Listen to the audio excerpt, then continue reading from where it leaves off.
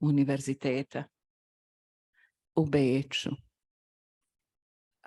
Uz doktorica Nataša TABORI je pozvala danas svoje kolege iz Sarajeva, Beča, Lozane i Ciriha da sudjeluju na ovom raspravnom stolu i ja ih pozdravljam. On behalf of the organizers of this conference, I convey the warmest greetings and expression of our respect to all speakers of today's panel. And I would like to welcome you online and here face-to-face in this wonderful space that has been adapted for the events important for Sarajevo and that somehow symbolizes the continuity of and importance of significance of cultural heritage for future of our inclusive and sustainable city. I would like to ask Dr. Nataša TABORI to start the panel. Thank you very much.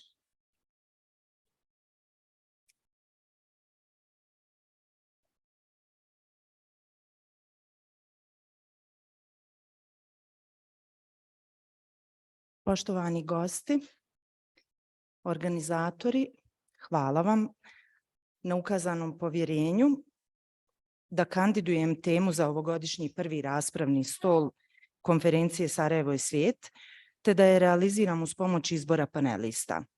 Svi panelisti dio su miljea koji su posredno ili neposredno oblikovali moj put u karijernom smislu. Online je to profesor dr. Dillinger, koji je bio moj mentor na izradi doktorata u Beču, profesor dr. Jasmina OSMANKOVIĆ, koja sjedi tu, je bila prvo moja kolegica u zavodu svojevremeno, potom pokretač predanosti nauci, a onda i član ispitivačke komisije na rigorozumu u Beču. Emeritus profesor Stjepan dio je vrhunskog arhitektonskog dvojca, dugogodišnji profesor na Akademiji likovnih umjetnosti, trajno zainteresiran za temu grada i što je najbitnije, čovjek koji vjeruje u mlade ljude. A zatim su tu moje kolege i suradnici iz zavoda, te sa Švicarskog instituta za tehnologiju u Cirihu i Švicarskog konzorcija koji učestvuju u urbanoj transformaciji Sarajeva i zadnji, ali ne i posljednji, direktor kantonalnog zavoda za zaštitu koji sjedi ovdje, Boris. Profesor dr. Nasiha POZDER nije bila u mogućnosti prisustvovati panelu iz opravdanih razloga, a bila bih sretna da je i ona doprinijela svojim kritičkim osvrtom na ovu temu. First of all, I want to thank the organizers for the privilege of choosing the topic for this year's first discussion table of the Sarajevo and World Conference, and to realize it with the selection of the panelists. All the panelists are part of the milieu which has directly or indirectly shaped my career path. Professor Dr. Dillinger, who is online, was my supervisor during the preparation of my doctorate in Vienna. Professor Dr. Jasmina OSMANKOVIĆ, who is sitting here, was first my colleague at the Institute, the initiator of my commitment to science, and then a member of the examination committee at the Rigorosum in Vienna. Emeritus Professor Stjepan is part of the top architectural duo, a longtime professor at the Academy of Fine Arts, permanently interested in the urban topics, and most importantly, a man who believes in young people. Then there is my colleague from the Institute, who is online as well as partners from ETH and Swiss Consortium, who are participating in the Sarajevo Urban Transformation Project supported by Sarajevo government. And last but not least, Director of the Cantonal Institute for Protection, Professor Dr. Boris, who is sitting here. Nasiha POZDER excused herself due to professional commitments that we all know, and unfortunately is not here to critically observe this topic. Zašto javni prostori u vremenu tranzicije? Naime, izbor teme je mikromjerilo u sistemu prostornog planiranja, ali čiji je značaj po mom sudu izniman. Sarajevski kanton, kada je riječ o prostornom planiranju, trenutno nema strategiju prostornog razvoja po uzoru na evropske metropole. Važnost prostornog plana ističe ove godine. urbanistički plan je istekao prije 8 godina, a novi još nije završen, a građevinski red ne postoji već 91 godinu. Sektorske studije se ne rade više od 15 godina, urbanističko planiranje svedeno je na nivo ekspertiza. Nedostaje šira slika, herojstvo, vizija, inovativnost, ali i zaokupljenost detaljima, formatima, dimenzijama, dozvoljenim i propisanim, inkluzivnim s onim što već postoji. Maršal iz 2012.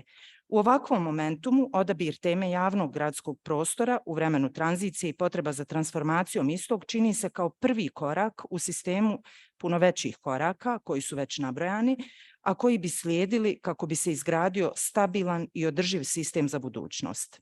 Još od vremena Agore i foruma, javni gradski prostor ogledalo je nas samih, društva, ekonomije, umjetnosti, kulture, filozofije i politike. Zato želim da pogledamo danas naša zapuštena korita rijeka, isprekidane šetnice prekrojene ad hoc objektima na trolejbuskim stajalištima uz rijeku, trgove koji su parkirališta, kulturno-historijske spomenike prepuštene zaboravu, upečatljive ulice sa uskim trotoarima i bez biciklističkih staza, a potpuno zaposjednute automobilima, park šume koje je proždrla bespravna gradnja, travnate površine oko objekata kolektivnog stanovanja koje su svakog ljeta spaljene od sunca jer su sprinkleri dostupni samo u privatnim baštama. Why public realm in transition? The choice of the topic reflects microscale in the spatial planning system, but whose importance, in my opinion, is exceptional. Sarajevo Canton, when it comes to spatial planning, currently does not have a spatial development strategy, as almost all European capital cities have. The validity of the spatial plan expires this year. The urban plan expired 8 years ago, and the new one has not yet been completed. The building order has not existed for 91 years. Sectoral studies have not been conducted for more than 15 years. Urban planning has been reduced to the level of expertise. There is a lack of big picture, the broad brush, the clean sweep, heroic, visionary, innovative approach, but also preoccupation with details, formats, dimensions, permissive or prescriptive, inclusive with what already exists. Marshall, 2012. In such an instant, the choice of public urban space in the time of transition and the need to transform it seems to be the first step in the system of much bigger steps already mentioned, and which would follow in order to build a stable and sustainable system for the future. Ever since the time of Agora and Forum, urban public space mirrors us, our economy, art, culture, philosophy, and politics.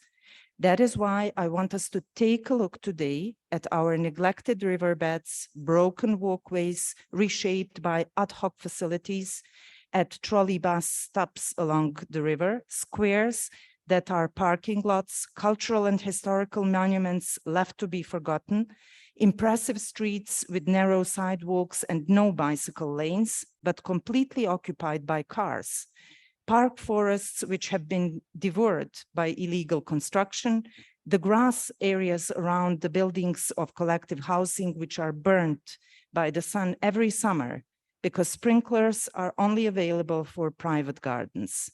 Odvojit ćemo par minuta da pogledamo neke od javnih prostora o kojima sam govorila.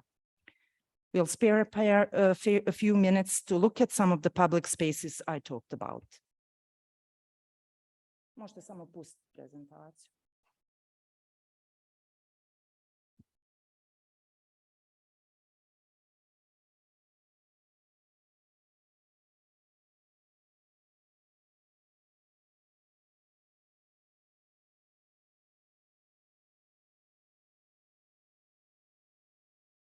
Neću posebno komentirati, slika govori više od riječi, pa ću nastaviti.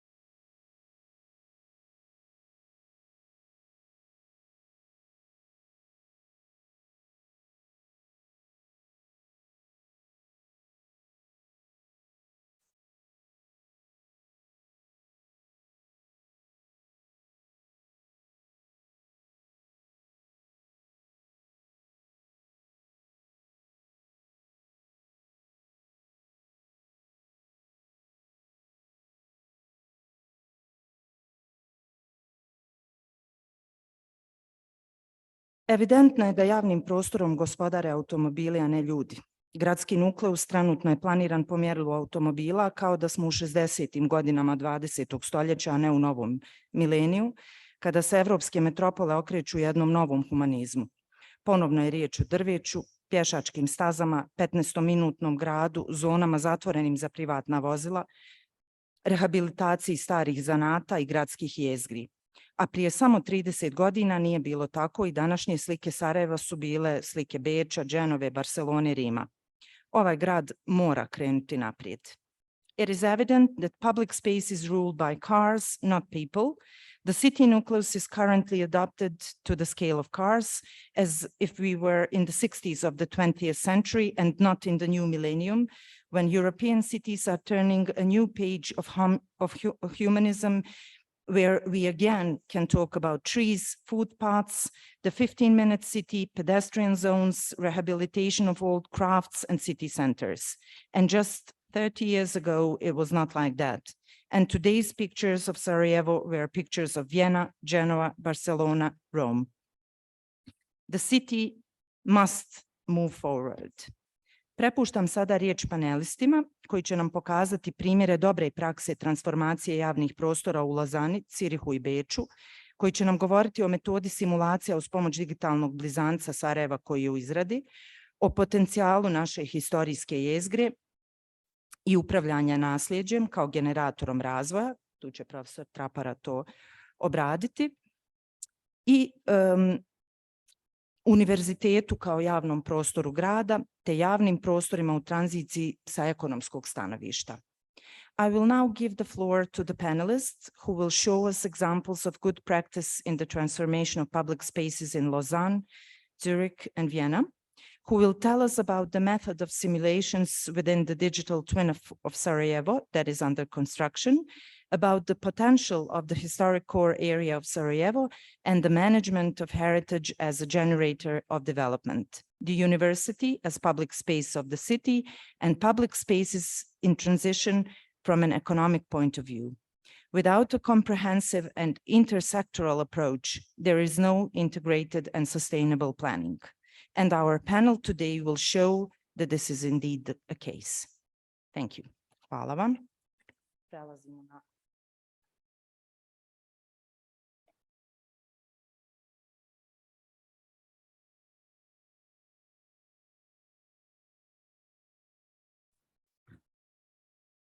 Thank you. I invite now Camille to start with the presentation about examples in Lausanne. Camille FALLOUS je dio Tranzitekovog tima u Švicarskoj koji sarađuje trenutno sa Sarajevom na projektu urbane transformacije i pokazat će nam neke primjere upravo ovakvih površina u Cirihu i Lozani i kako su ih oni transformirali da budu zapravo potpuno prilagođeni čovjeku i da promijene njihove gradove. Camille, the floor is yours. Yes, thank you, Nataša. Good morning, everyone. Good afternoon, sorry. I will only speak in English for my parts, and I try to be short. Today, I wanted to highlight one specific message about space allocation. As Nataša said, it is very important to consider what we want to do with public space today and the decision we can take in order to really decide whether we want to have cars occupying the space or we want to have quality public spaces is really important to perform the transformation for urban mobility. So before showing some examples we have in Lausanne, I wanted to show you some really simple examples of what we can do when we talk about simple street design and how we can reallocate the space. A space that already exists. This is really important. We are not talking about creating new space and making more wider road networks. we are speaking about the space that already exists, but is occupied by uses that we maybe don't want to support in the future. So for instance, the really simple example is when we allocate space for parking. That is really much the case in cities like Sarajevo. And instead we could have space for parkings allocated for greenery and public spaces in the future.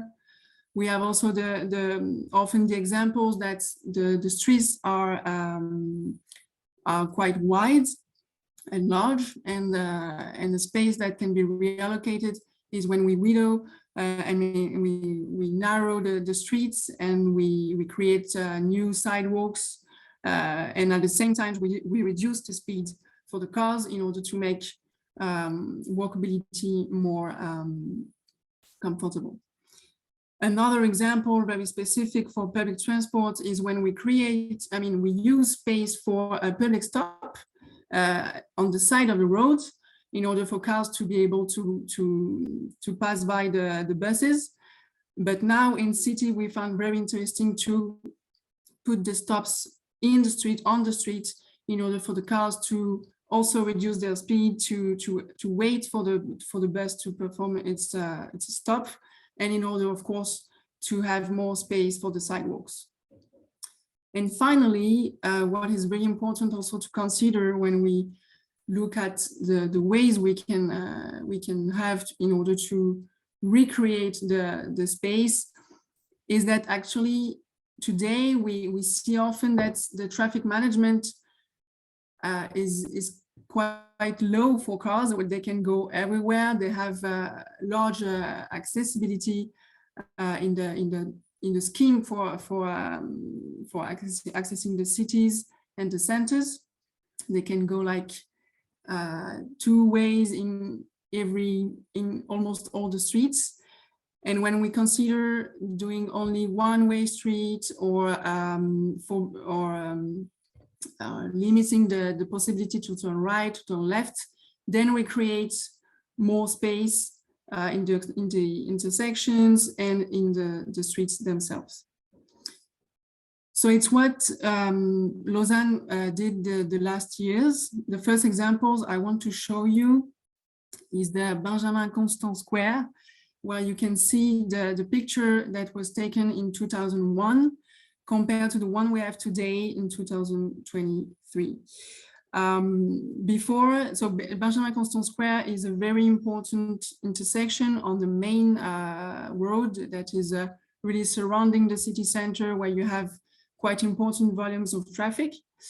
And so before, you had quite traditional intersections where cars had large spaces, and you had like pedestrian crossing everywhere, possibilities to park, etc. And what Lausanne did, they said, okay, we are nearby the city center, we want to reduce the speed of traffic, and we want to reallocate the space for public use. And so they created this square, for instance, you see in yellow, where you have now a terrace of a coffee that is really famous and people really enjoy going to. And they had like review the possibilities to turn left, to turn right. They have forbidden some possibilities to turn in order for the intersection to be more clear and to reallocate the space for pedestrian.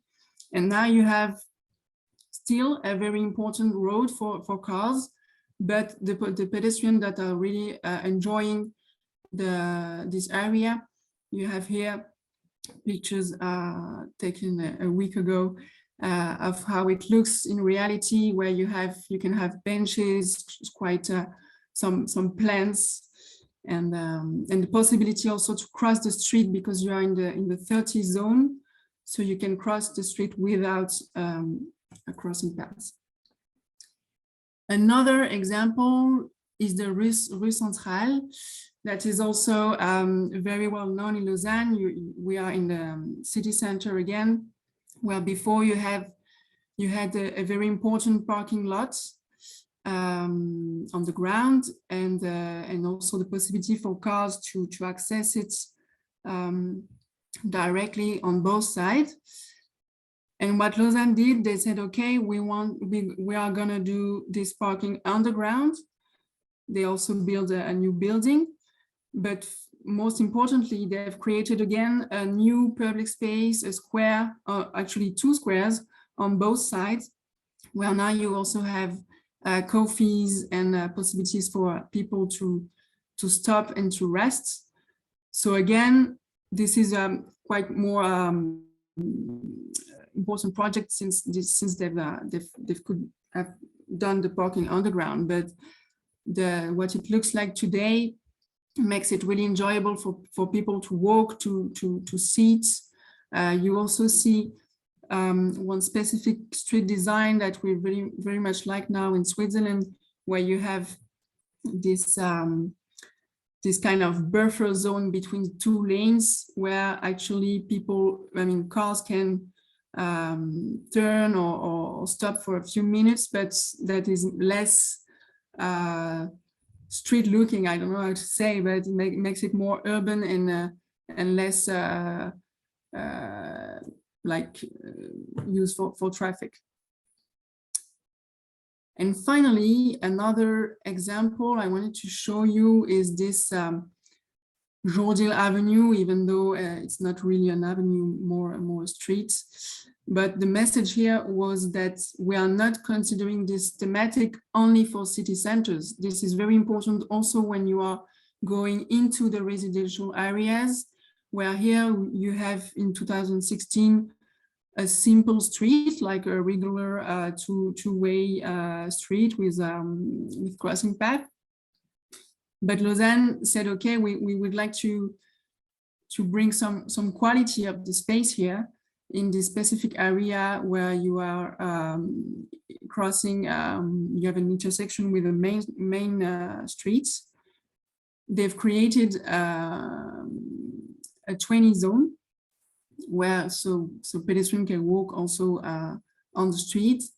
And what it looks like today, it looks like you don't even have anymore the crossing paths. This is really the sidewalk that is continuous. So pedestrians don't really realize they are crossing the streets, and they really enjoy the trip. Of course, you have some quality thanks to the greeneries, new bike parkings, etc. But so the message here is that really this topic of making the space we already have more qualitative is for everywhere when you are considering main streets, but also for residential network. So finally, I will conclude with these pictures. We found very interesting that is coming from a guide we have for Switzerland, and is the main message is to give quality to the residual spaces. You have space everywhere, and we can have very much potential to make it more qualitative for pedestrians and cyclists to really enjoy the trips and not be in an environment with traffic and noise and don't feel comfortable. Yep, so that's it for me. I hope this brings one important message for you. Thank you, Camille. Welcome.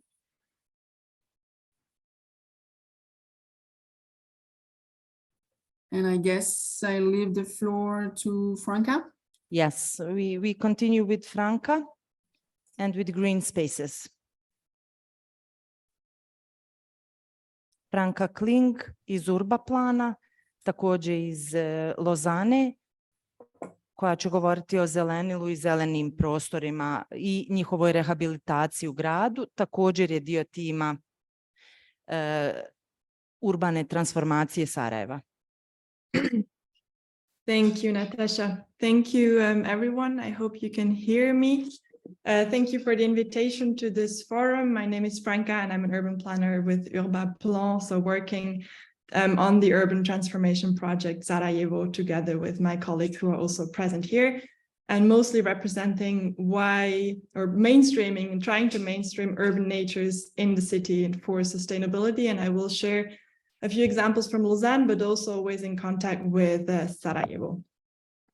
So why am I talking all the time about nature in the city? Because nature in the city is primordial for resilient and healthy cities. We have the climate scenarios of Switzerland. We also have them for Sarajevo. We know that the main factors that will shape cities in the near future are the resilience against extreme climate phenomena and the reduction of our cities' CO2 footprint. Notably in Switzerland, and that's not so different in Sarajevo, we will have an intensification of extreme weather events with more and more summer days, more tropical nights, and also more ice days. And this is where urban nature comes in, because urban nature provides many, many different ecosystem services. For example, an efficient urban cooling system to combat the heat island effect, but also it can help combat flooding, for example, create buffer zones around rivers to reduce the risk of flooding. So this is why we talk a lot about urban nature in urban transformations today. But nature in the city is challenged. It's challenged in all cities. There's a few examples from Sarajevo, but also from Lausanne. It's notably challenged by urban extension, so by urbanization per se, that is not always planned, or is often planned or happens at the expense of urban natures or agricultural fields or forests. There's also about illegal construction that threatens urban natures, development projects that do not always integrate environmental values. So we have sometimes projects that build right next to a river where we actually have a lot of biodiversity, for example, and it's not being taken into account. And there's this huge dominance of motorized mobility in public space. So those are challenges that are shared by most cities around the world, also Sarajevo and Lausanne.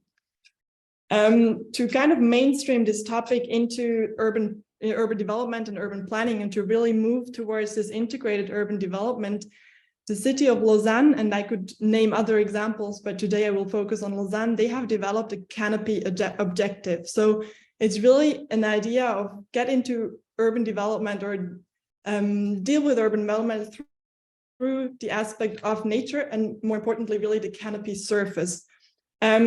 They did a study, the city of Lausanne did a study knowing that in 2070, the climate of Lausanne will be different. It will be more like Zagreb today, with a very early start of vegetation, but the risk of late frosts, hotter summers, but also more extreme weather events such as droughts, but also more concentrated precipitation.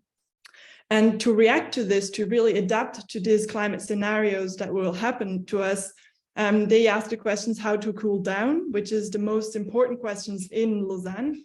And they do it through a couple of strategies. So they want to increase the albedo, so really avoid having surfaces that absorb heat, for example, also reduce the heat emissions that stem from combustion or air conditioning, and then really increase the amount of greenery that we have in the city and increase the amount of unsealed surfaces that can retain also water. And the city of Lausanne really chose to take this perspective from the trees, so the canopy, because we know that the trees have many, many benefits and deliver many benefits to us humans, notably in heat reduction. Also, they make it enjoyable, they create a nice environment, but it's really this aspect of heat reduction through the shading, but also through evapotranspiration that is so important. So the city of Lausanne went quite deep into this topic, and they asked themselves which trees for which climate. So we have this climate changes going on. So they developed a study and with a multi-criteria evaluation grid, basically asking which species can we still plant today that will be adapted to our future's climate. And they did so. I will not go into detail, but they just did so on the basis of a certain different categories of criteria. For example, considering the climatic criteria, so the tolerance to those climate changes, to heat, to draw, to late frost, etc. Also considering the plant resistance to pests or fire blights, for example, but also the biological criteria. So the importance of that species for biodiversity, for example, or how close it is to our biogeographical and phylogenetic species. And they tested this basically coming up with a list of tree species that they think most adapted to Lausanne's future climate. And also then avoid saying that some trees that we were used to plant are actually not adapted anymore to the future climate scenario, so that the climatic niche of certain trees is outside of the future scenarios. And then this is like the broader setting, but then they went into how to spatialize this, how to develop a strategy based on this. And they did it based on a LIDAR assessment, so a really detailed laser scan of the city that enabled them to identify the canopy of the city. And they drew the conclusion that they had 20% of the city's surface is actually covered by the tree canopy. And based on this information, they developed this target of 30% until 2040. And this is really like the main kind of vision of the city of Lausanne today. And based on this idea, then they went into really the spatialized aspect. So they developed different typologies, because we should not just plant trees everywhere, any kind of tree. So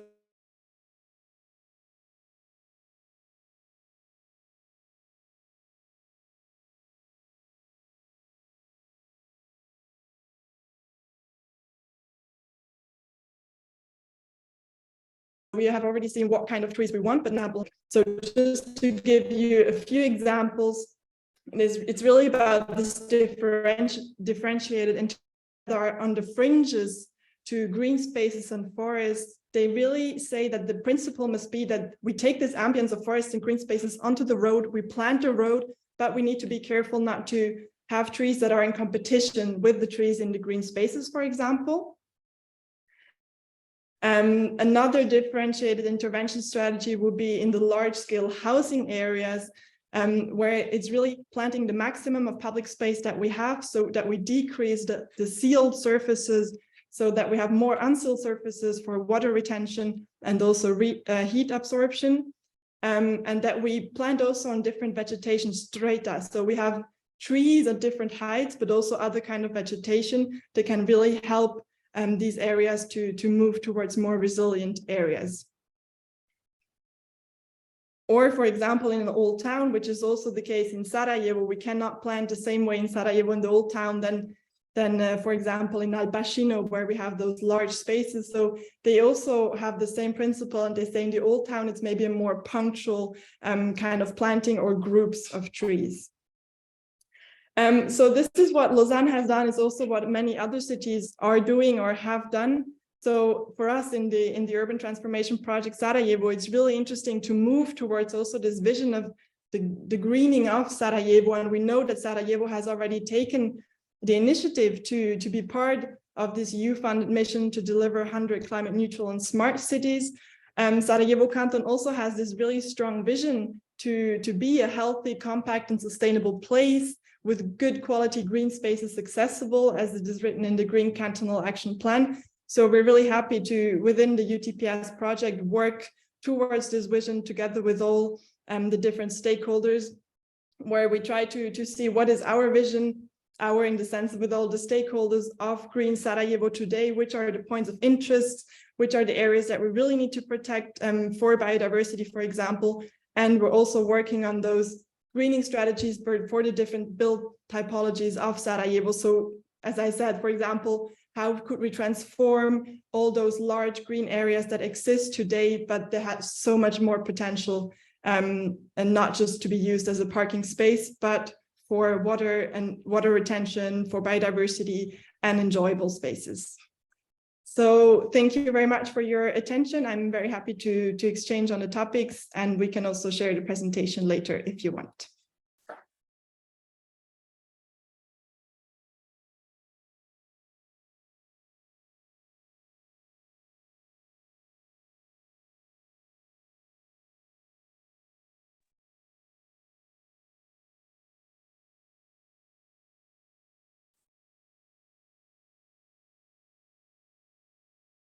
Natasha, I think we cannot hear you online.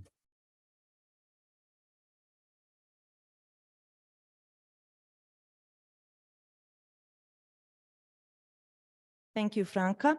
We Perfect. saw different urban typologies that you identified in Lausanne. And what was the method to articulate those approaches in Sarajevo? Dakle, vidjeli smo primjere tipologija, raznih tipologija građenja, najviše su tu zastupljeno stanovanje.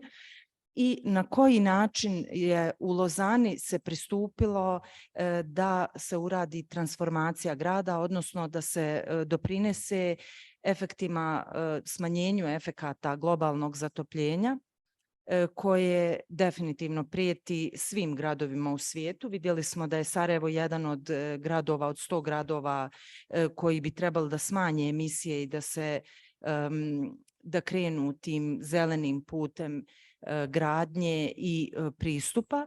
I vidjeli smo da već počinjemo da identificiramo u Sarajevu određene tipologije. Vidjeli smo primjer Alpašnog polja i na koji način zelene površine u sklopu objekata kolektivnog stanovanja mogu biti transformirane na način da doprinesu, da se smanje efekti globalnog zatopljavanja, ali i da se proizvedu neki plemeniti prostori zajednički prostori, javni zajednički prostori koji bi upotpunili ili povećali kvalitet života u Sarajevu. To je ono što nam je zapravo cilj u sklopu projekta urbane transformacije, a kao dio izrade urbanističkog plana urbanog područja Sarajevo koji je u toku. Dajem sad riječ Michaelu WALCZAKu koji je također dio tima, inače je profesor doktor na Tehničkom univerzitetu u Zirihu. I radi, direktno je vođa tima za izradu takozvanog digitalnog blizanca Sarajeva, koji ćete vidjeti sada, i na koji način ćemo moći uz pomoć kontroliranih uvjeta da zapravo vidimo da li su, odnosno da testiramo da li su pristupi urbanistički koji imamo za Sarajevo opravdani, održivi i da li uopšte treba nastavljati tim putem. Prije svega su tu simulacije iz oblasti saobraćaja i energetike. Na to je tim Švicarskog instituta za tehnologiju posebno fokusiran. Michael, I just gave short introduction about your rich career path and introduce that you are part of our UTPS team and that you will present now a digital twin of Sarajevo and the scientific approach that is behind it. Please, I give you the floor. Thank you. Dobre dan to Sarajevo from Zurich, and apologies that we cannot be in Sarajevo with you, but we are currently on the way back to Sarajevo with our mobile laboratory, and we make a little stop in Venice at the Architecture Biennale to also discuss the topic of Sarajevo in an international format like you do here in this fantastic conference. And thank you very much, Dr. TABORI and the conference committee, to invite us here into this panel of your conference format. So today we will be speaking very briefly about the digital twin for Sarajevo. And this is a once-in-a-lifetime opportunity, which we always say, to develop such an important planning document for Sarajevo. And when I say we, I speak here also in the name of a much bigger group, including also the Cantonal Planning Institute together with Dr. TABORI, but also the University of Sarajevo and many other local players and initiatives and organizations, but also the consortium, which is also present here today in this format. So this work is done as a team in Sarajevo, for Sarajevo, with Sarajevo. And digital twin, just a brief introduction. What do we mean about the digital twin? So basically, it's not only what you have seen, the built environment. So for example, the topography, the vegetation, what we heard from Franca, but also other aspects, for example, related to climate, related to energy consumption, related to migration patterns. And this methodology we call also the agent-based approach. So typically in planning processes, we work with layers. So you have the layer of energy, then you put the layer of traffic, then you put the layer of the buildings.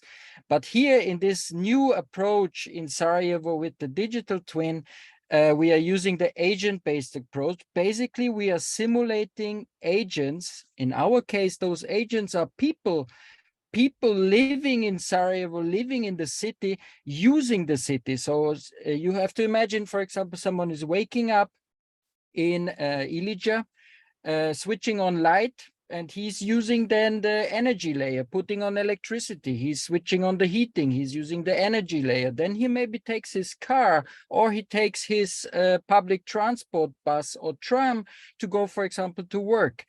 So you see the human being, or the agent, as we call him, is connecting all those layers and using all those layers. And that allows us to also go away of a silo thinking like we typically used to in planning processes. There's a traffic engineer, there is the architect doing the building. We look at it very horizontally compared to vertically. So having a cross section throughout all those topics, and all those topics then come into the digital twin. And in Sarajevo, particularly in Zavod, in the institute, there's such a tremendous amount of data available that allows us to make such a digital twin as well, because we need to understand also the city. We need to understand how the city is also composed. And for that, we need GIS data. GIS data is data which is geolocated. So we know that this particular building is in this particular location, for example, no? And what are the results? And this is just a glimpse also into our work in progress. So we are half in the project, more or less, and having first results, which we are able to discuss. And so the digital twin is then used to make different planning scenarios, especially looking into the future, no? So we understand how the situation is right now. We understand how the past was, the history, and now we are also very much interested how the future could go. And in the digital twin, it allows us to, for example, add new infrastructure projects, add a new tram in Sarajevo, and see how the impact would be, how many people are using it, how can we improve the air quality situation, for example, how can we improve wind conditions in Sarajevo. And this all we can test. We are not saying that we know how the future is. We are rather saying we want to try different scenarios and see how they would react in this virtual city. And this, for example, we also do with population estimation. So to understand how much population Sarajevo would have in the future. We call it, for example, scenarios like business as usual, as it would continue also from economically speaking like this, how the situation would look, or a growth scenario that maybe also migration back, internal migration or from Bosnia, but also external migration back into Sarajevo. No, how would the situation look like then? Then we would have maybe up to 500,000 or 600,000 people living in the city. And of course, like I mentioned, geolocated. So we not only look at plots like what you have seen here or graphs, we always look, where would those people go? No, where would families settle? Where would the attractivity be high? So there would be this opportunity for families to go. Also, what is the relationship also with public schools, public infrastructure, etc., to create that attractivity in certain areas? And that also allows, of course, to guide and steer a little bit the development of future Sarajevo. But in this particular case, in this scenario, we saw that, for example, in Ilica, also because there is a lot of land reserves, future development could happen. And then also, of course, one important topic, particular now, is also energy. And we simulated for the moment and have an understanding how much energy is consumed by each individual building. So that allows us also to give an estimate, where's the energy coming from, where should the energy come from, which is missing, also to see the relationships to air quality. What you see here in this slide, particularly the understanding also of the hillside settlements and their relationship into the general morphology of the whole city. And how can we introduce scenarios, for example, like not as the most sustainable scenario, but as a one option is if the hillside settlements would use the gas system, we could, for example, improve air quality situation by up to 50% just on relation to particulate matter. So that could be, for example, also looking into time, what has to come first, what comes next, what is the bigger vision, what are the short-term visions in Sarajevo, and we can test it.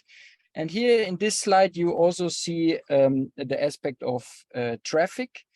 And the aspect of traffic, of course, as you can imagine, is very, very complex. So in order to understand the traffic situation in Sarajevo, we need to simulate whole Bosnia and Herzegovina, the whole country. So what you can see here is all public, private mobility, so all buses, trams, but also all private vehicle transportation, trucks, etc., are all simulated here over a course of 20 years. So that allows us then to zoom in to the case of Sarajevo. Now on this slide, you will see it much better, the movement of those different agents. And it allows us to understand where are bottlenecks, where are traffic congestions, or also how that situation can be improved by maybe decentralizing functions. Sarajevo very centralized. You know the city very well. No, if we would decentralize also services, if we would include additional public transport systems, we could also then improve the traffic situation as a whole. No, and all of these changes we can do in this digital twin, and that's where it becomes interesting. What you can see here also into relation to the topic of the panel of public spaces, because for implementing public spaces, additional public spaces, we need also space. We need to make space, we need to free up also space. And you see here in that slide in purple, new roads which we added in the digital twin. And then you see in green how the existing road network is adapting to this new situation. So green means less cars because of these two additional roads, for example. And then we can argument and say, okay, if we have two new roads, we can reduce traffic very much now here in this case in the city center. And this space, so for example, we can reduce lanes. Instead of 2 lanes, we do 1 lane. We say this is a bike lane now, or we say this is a green corridor now. We can plant trees. We can use it as a space. Examples what Camille and Franca just showed earlier. We can have arguments and data where that can happen in the city.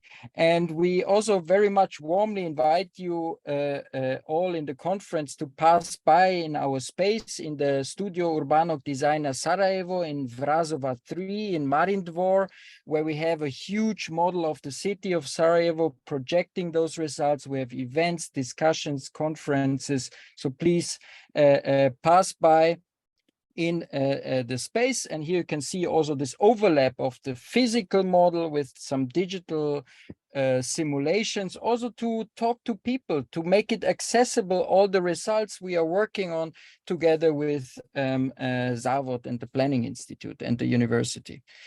And like I mentioned at the very beginning, we have a physical space, but we also have a mobile space, the Studio Mobile here at the National Museum here in Sarajevo, where we had an event, also a film screening, a discussion, because this mobile vehicle is so important for us, because it's also important for the digital twin. Because with this mobile vehicle, we are collecting data on climate, so air quality, wind situation, and we can go in remote areas in the city. We can go to Ilića, we can go to the hillside settlement, we can travel all around the city and understand real time the situation, how it is. And we use it to validate and to calibrate the simulations which we are having. So we are comparing real data with the simulations. Similar with the traffic, we have traffic counts, so we understand how much cars are passing by. We are looking into our simulation and seeing, is it matching reality? So this is, we call it this quantitative and qualitative research method. So basically, we are collecting data, but then we also communicating them and showing the results also to people, having workshops, having discussions. And this data collection then goes into the simulation, what you can see on that particular slide, also simulating new public spaces, how the situation can improve, especially around the discussion of wind corridors in Sarajevo, maybe where a new public space can be placed in the city to provide air ventilation, no cold air streams, also during evenings, and also opening up river streams. Traditionally, also in Zurich and many other places in the world, rivers were covered, particularly small rivers, with streets. Now you have a street on top. And this process to opening up a river is actually called in English, we just discovered it recently, but it's a beautiful word, it's called daylighting. So to give daylight back to the river. And I think it's a fascinating concept, which could also be applied in Sarajevo, opening up rivers, because a river also provides cold air streams and can cool down and improve quality in the city. And of course, also a public space and also vegetative elements, vegetations can particularly improve also the whole aspect of heat island, to improve the quality of life. And also an interesting anecdote from work which we are doing in a Colombian city in Medellin. They won the Smart City Award, and they didn't win the Smart City Award because they were using so much technology. No, they won it because they planted trees in a very intelligent way, and it allowed them to cool down the city by 3 degrees. So that's what we want to do also with the digital twin, and all the knowledge and all the team which we have to identify spaces where we can have public spaces, trees, vegetative elements, and then to also implement them in Sarajevo. And also the work together with students from the university in Sarajevo, Faculty of Architecture, but also from ETH Zurich and other universities which are joining the initiative, are then proposing also concrete project ideas. Now we have the digital twin where we can simulate, identify topics, but then we also need to translate it into how would it actually look like. And here students imagined how those green corridors could be placed in the city, how existing buildings could be transformed, how Miljacka River could become as a spine, as a blue and green spine for the whole city. You have this fantastic example in Sarajevo that you're closing the street for some time around the museum district. No, you're closing it in the evenings, in the weekends, and then sometimes it's a street, sometimes it's for bikes, but these spaces are very interesting and are giving an incredible also image to the city, an image to Sarajevo, and that's where I think the power is, where we can work on. And just to show very briefly, and I'm concluding with my next slide here, also the example of the city of Zurich, since the city of Zurich is also a partner in our UTPS project with the city of Sarajevo. They also came up recently with a new municipal structure plan, I think they call it. And what was interesting in that one, just to highlight one particular aspect also in relation to public spaces and the identification, is that for Zurich, it was not so easy to find where to add new spaces. So they said that we want to open up, especially public buildings, the surfaces on the roofs. So also the roofs are becoming publicly accessible. You can imagine if you are living in a cooperative housing, and then the roof is made publicly accessible, so you can also use that not only exclusively for people which are living on the last floor, but they are used for the community, and they are used to also provide additional spaces, additional surfaces. And that's also all that work, no, which maybe you might think, well, these are very small scale projects, very small scale initiatives. We are also saying a water fountain is a beautiful public space project. But when we are scaling it up, also through the digital twin and through the work in the UTPS project, when we are scaling it up to the whole canton of Sarajevo and placing it according, for example, to the water system which you have in Sarajevo. No, you have an incredible water reservoirs in Sarajevo, connecting it to the water infrastructure, distributing a small project all over the city. Suddenly a water fountain becomes an urban project. And this is the general urban plan, which allows us exactly to work on such a big scale and to work on such interesting initiatives, to also give that vision and give that picture to Sarajevo, to the future of Sarajevo. And here I close the presentation. Hvala puno, and looking forward to the discussions. Thank you very much.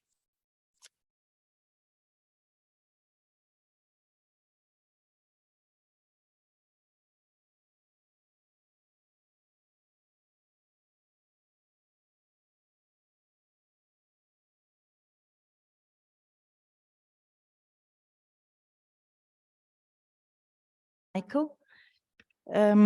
Vidjeli ste prezentaciju koja je uključivala sam uvod o tome šta je digitalni blizanac, da je to zapravo skup podataka koji se baziraju na podacima kojim raspolaže Zavod za planiranje iz oblasti geodezije, zatim infrastrukture, i na temelju kojih, odnosno što su podaci tačniji i precizniji, to će i sama simulacija, odnosno mogući scenarij digitalnog blizanca biti utemeljeniji i kvalitetniji u svrhu daljih analiza za urbanistički plan. Vidjeli ste da analize uključuju potrošnju toplotne energije u domaćinstvima, gdje se za svaki poseban objekat rade takozvani agenti, odnosno radi se simulacija stanovnika, populacije, i vidimo već da su prognoze koje su uključivale prvobitno preko 600.000 stanovnika za kanton Sarajevo nerealne i da se one, data su druga dva scenarija sa prognozama od nešto više od 400.000 stanovnika, naravno samo za područje kantona Sarajevo. Zatim radimo simulacije vezane za zagađenje zraka, onaj mobilni studio, kako ga zovu, odnosno transportna kola koja se mogu i vidjeti u gradu, ne služe samo za prezentaciju projekta, nego su unutra mjerni sistemi kojima se mjeri kvaliteta zraka tokom čitave godine, a kako bi se mogle uraditi simulacije i prognoza, odnosno potencijalni scenariji za smanjenje emisija. Vidjeli ste za saobraćaj da nije bilo dovoljno bazirati se samo na podacima za kanton Sarajevo, nego su se morali analizirati podaci za cijelu Bosnu i Hercegovinu, jer se kanton Sarajevo, kao i svi drugi gradovi u Bosni i Hercegovini, naravno nalaze u sistemu kompletne države i saobraćaja u kompletnoj državi i izvan države. I Michael je dao i šta to znači ukoliko unesemo vrlo precizno jednu saobraćajnicu, jedan tunel, šta bi to značilo za smanjenje saobraćaja, uvođenje pješačkih zona i upravo ovih javnih gradskih prostora o kojima smo govorili, da bi se oni mogli onda preciznije planirati. Zatim o rijeci Miljacki je govorio kao plavoj kičmi Sarajeva i dao primjer grada Medina u Kolumbiji koji je dobio nagradu za jedan od održivih gradova u svijetu, upravo svojim projektom sadnje drveća i povećanja zelenila i jednog slogana do kojeg smo došli u toku projekta, a to je da je potrebno dati, odnosno rasvijetliti ili osvijetliti rijeku Miljacku ponovno i oživjeti kompletan taj prostor uz rijeku kao kičmu grada. Dao je i primjer grada Ciriha i njihovog takozvanog strukturalnog plana koji se sastoji od niza manjih intervencija s kojima smo i počeli i kako te sitne male intervencije u konačnici utiču na kompletnu dinamiku razvoja grada, takozvani projekti u malom mjerilu. I za kraj dao je šta u suštini takve simulacije mogu značiti za novi urbanistički plan, ali i za detaljnu dokumentaciju koja se potpuno oslanja na urbanistički plan u svojoj hijerarhiji, ali i u logici planiranja. Michael, thank you. I just summarized your presentation in Bosnian. I would now like to give floor to Dr. TRAPARA and his presentation, please. The floor is yours.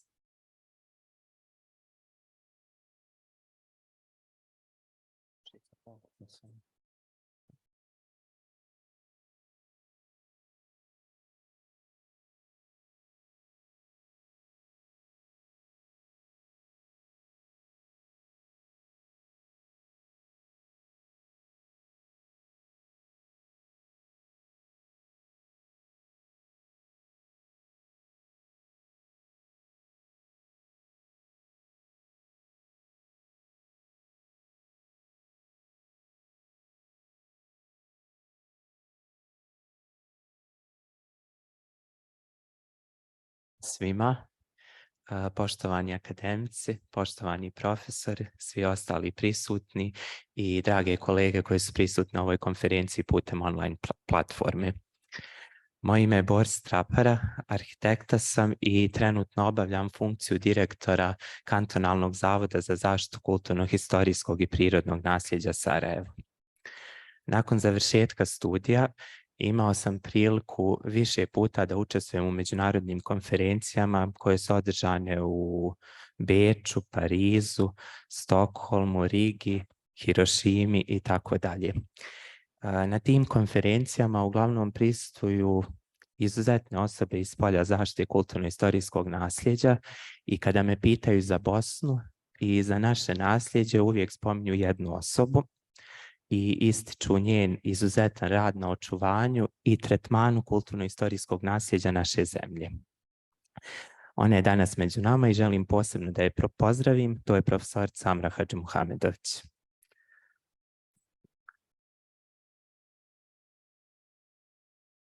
Ja sam imao kratko čast da mi bude šef u Komisiji za očuvanje nacionalnih spomenika i posle smo se sretali na više konferencije različitih projekata. Tema moje prezentacije je upravljanje kulturnim nasljeđem kao odrediteljem sarajevskog javnog prostora i iz konteksta Zavoda za zaštitu spomenika Sarajeva moram na početku da kažem da su mnoge poluge koje je naš zavod imao zapravo u posljednjih nekoliko godina oduzete, uglavnom političkim odlukama. Također želio bih da se zahvalim i kolegici Nataši koja me 2 puta počastila laskavom titulom profesora. Nisam profesor u Bosni, još uvijek teže je postati profesor nego direktor javne ustanove, ali možda jednom i budem, pa hvala na tome. Naš zavod je osnovan 1963. godine kao fond za zaštitu baščaršije, vjerovatno jednog od najznačajnijih resursa koje Sarajevo ima kada je u pitanju kulturno-istorijsko nasljeđe. 2 godine nakon toga preimenovan je u Gradski zavod za zaštitu i uređenje spomenika kulture grada Sarajeva. Osnivač i prvi direktor zavoda bio je Alija Bejtić i ovu funkciju obavljao je sve do 1977. godine. Nakon toga funkciju direktora obavljali su Stevan Borozan, Emira Zečević, Dženana Gološ, Munib Buljina, Valida Čelić-Merlić, Nervin Dacić i u jednom kratkom prelaznom periodu prije nego što sam preuzeo ovu funkciju, VD direktorica bila je Amra Čusto. Tek iz ove pozicije shvatam koliko je težak, izazovan i važan njihov rad bio za očuvanje kulturno-istorijskog nasljeđa u Sarajevu. Naime, naš zavod djeluje kroz 6 sektora, vrši svoju osnovnu djelatnost, a to je zaštita kulturno-istorijskog nasljeđa i prirodnog nasljeđa na prostoru kantona Sarajevo.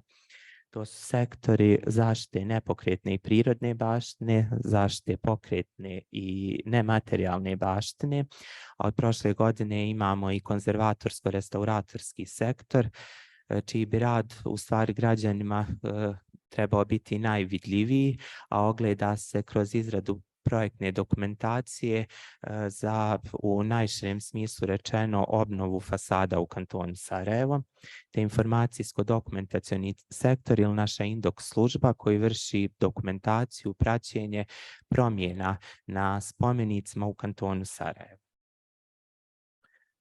Trenutno nas ima 20 zaposlenih podijeljenih u ove sektore i radi se o usko profilsanim stručnjacima sa dugogodišnjim radnim iskustvom posvećenim zaštiti određenih oblasti kulturno-istorijskog nasljeđa u Sarajevu.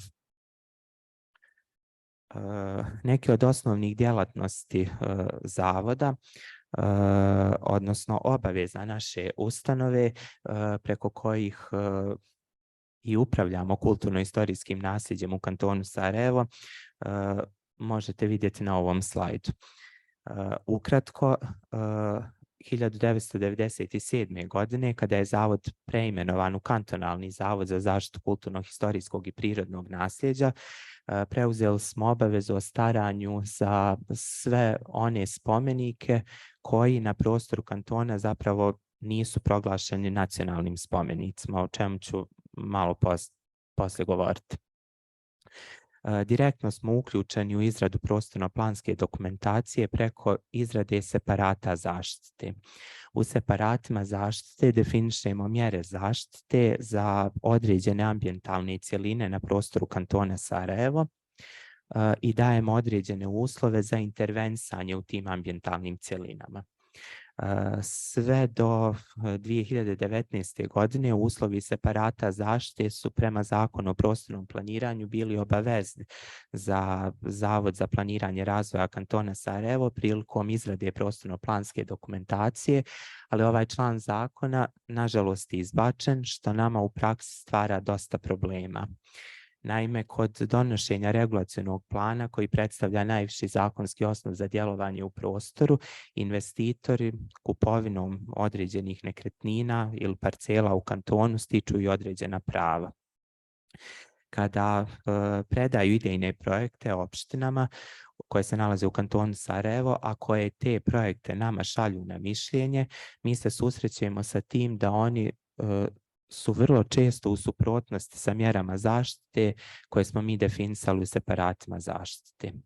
I to stvara dosta problema kod formiranja stručnih mišljenja, saglasnosti i rješenja o saglasnosti. Jer sa jedne strane imate regulacione planove koji definišu određene uslove djelovanja u prostoru, a sa druge strane separate zaštite koje je izradio Kantonalni zavod za zaštitu spomenika Sarajeva, u kojima su uslovi najčešće dosta oštri od onih koje možemo vidjeti u regulacionim planovima.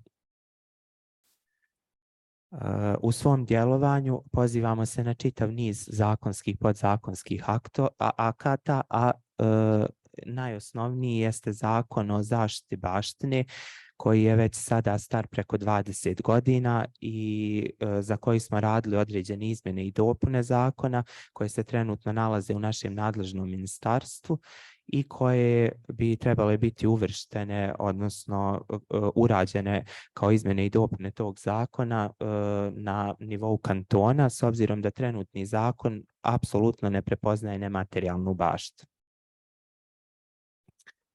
Donošenjem odluke o proglašenju historijskog urbanog krajolika oduzeta je većina nadležnosti koje je kantonalni zavod imao nad onim dijelom grada radi kojeg je i osnovan. I potim sam i mislio kada sam rekao da su nam poluge koje smo imali u upravljanju kulturno-istorijskim nasljeđem u kantonu Sarajevo, prvenstveno u istorijskom dijelu Sarajeva, oduzete. Pogotovo uzimajući u obzir da je zavod osnovan sa ciljem zaštite Sarajevske čaršije. Crvena zona koju možete vidjeti je u stvari nadležnost federalnog zavoda, odnosno Komisije za očuvanje nacionalnih spomenika, a plava zona je nadležnost kantonalnog zavoda. Ovo je važno razlikovati jer često imamo i upite od građana kod određenih spomenika gdje mi nemamo pravnu mogućnost djelovanja. Građani su često zbunjeni u čijoj nadležnosti se određene zone nalaze, da li je to federalni zavod ili kantonalni zavod i šta mi u stvari možemo uraditi da spasimo određena dobra. U slučaju električne centrale imali smo preko 30 upita, iako se radi o nacionalnom spomeniku, iako je taj nacionalni spomenik i u našem zavodu evidentirano dobro, on uživa viši stepen zaštite, odnosno zaštite nacionalnog spomenika, bar formalno. Prošle godine je zavodu jednom federalnom uredbom oduzeta i licenca za rad na nacionalnim spomenicima, što nas je potpuno isključilo iz tog procesa zaštite u ovoj zoni koja pokriva nacionalni spomenik, odnosno historijski urbani krajolik. Iako se i dalje nalazimo u online registru u federalnom ministarstvu, tek nakon što smo izradili i predali projekte za obnovu fasada u Titovoj ulici u Sarajevu, saznali smo zapravo da više nemamo licencu, odnosno pravo projektovanja na nacionalnim spomenicima. Pored ovih par navedenih primjera sa kojima se trenutno susrećemo i pokušavamo da ih riješimo u korist zaštite kulturno-istorijskog nasljeđa na prostoru kantona, uključeni smo u izradu studije utopljavanja istorijskih objekata jer sve više i više građana podnosi zahtjeve na koji način može utopiti svoje objekte. I zavod za te objekte određuje određene mjere zaštite u odnosu na njihovu valorizaciju. Više detalja o načinima na koji učestvujemo zapravo u tom sistemu zaštite i promocije kulturno-istorijskog nasljeđa možete saznati na našoj web stranici. I također uvijek me možete kontaktirati, bit će mi vrlo drago da odgovorim na sva vaša pitanja. A pošto sam govorio na našem jeziku, možda bih mogao i sumirati na engleskom ili Nataša da vi to uradite. Hvala još jednom.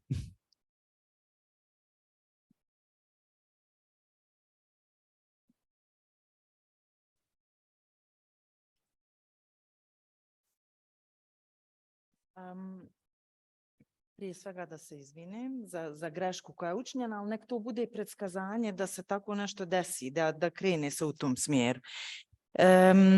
I will just summarize in few sentences Dr. Boris TRAPARA's presentation that was very interesting about the Cantonal Institute for Cultural and Natural Heritage. He is director of this institute, and he described how this institution functions. It was established almost a century ago, 60 years ago. And it was established to, of course, with the aim to protect cultural and natural heritage in Sarajevo, in city of Sarajevo. Today, since 1997, it is Cantonal Office for Cultural and Natural Heritage, but unfortunately, even though it was the first institution that took care about cultural heritage in Sarajevo, in recent years,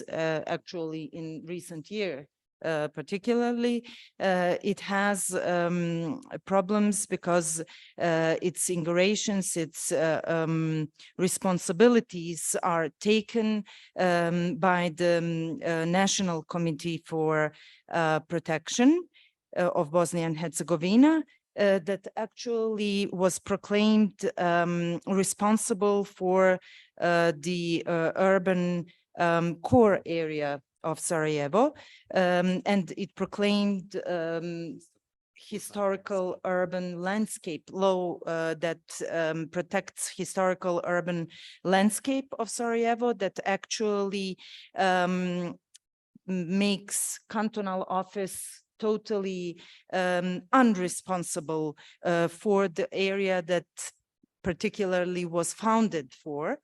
Of course, area of Bošnjački and historic area of Sarajevo. Boris also informed us that just a few months ago, Cantonal Cultural Heritage Office has been taken the license of making the documentation, making the projects, just when they actually delivered projects for rehabilitation of facades in the center of Sarajevo. And that was shocking, of course. It's shocking for us just hearing it. Boris, if I didn't mention something and you would like to add, please, if I forgot something. I would like to add that at this moment only private companies have a license to work on national monuments in Bosnia and Herzegovina. Thank you.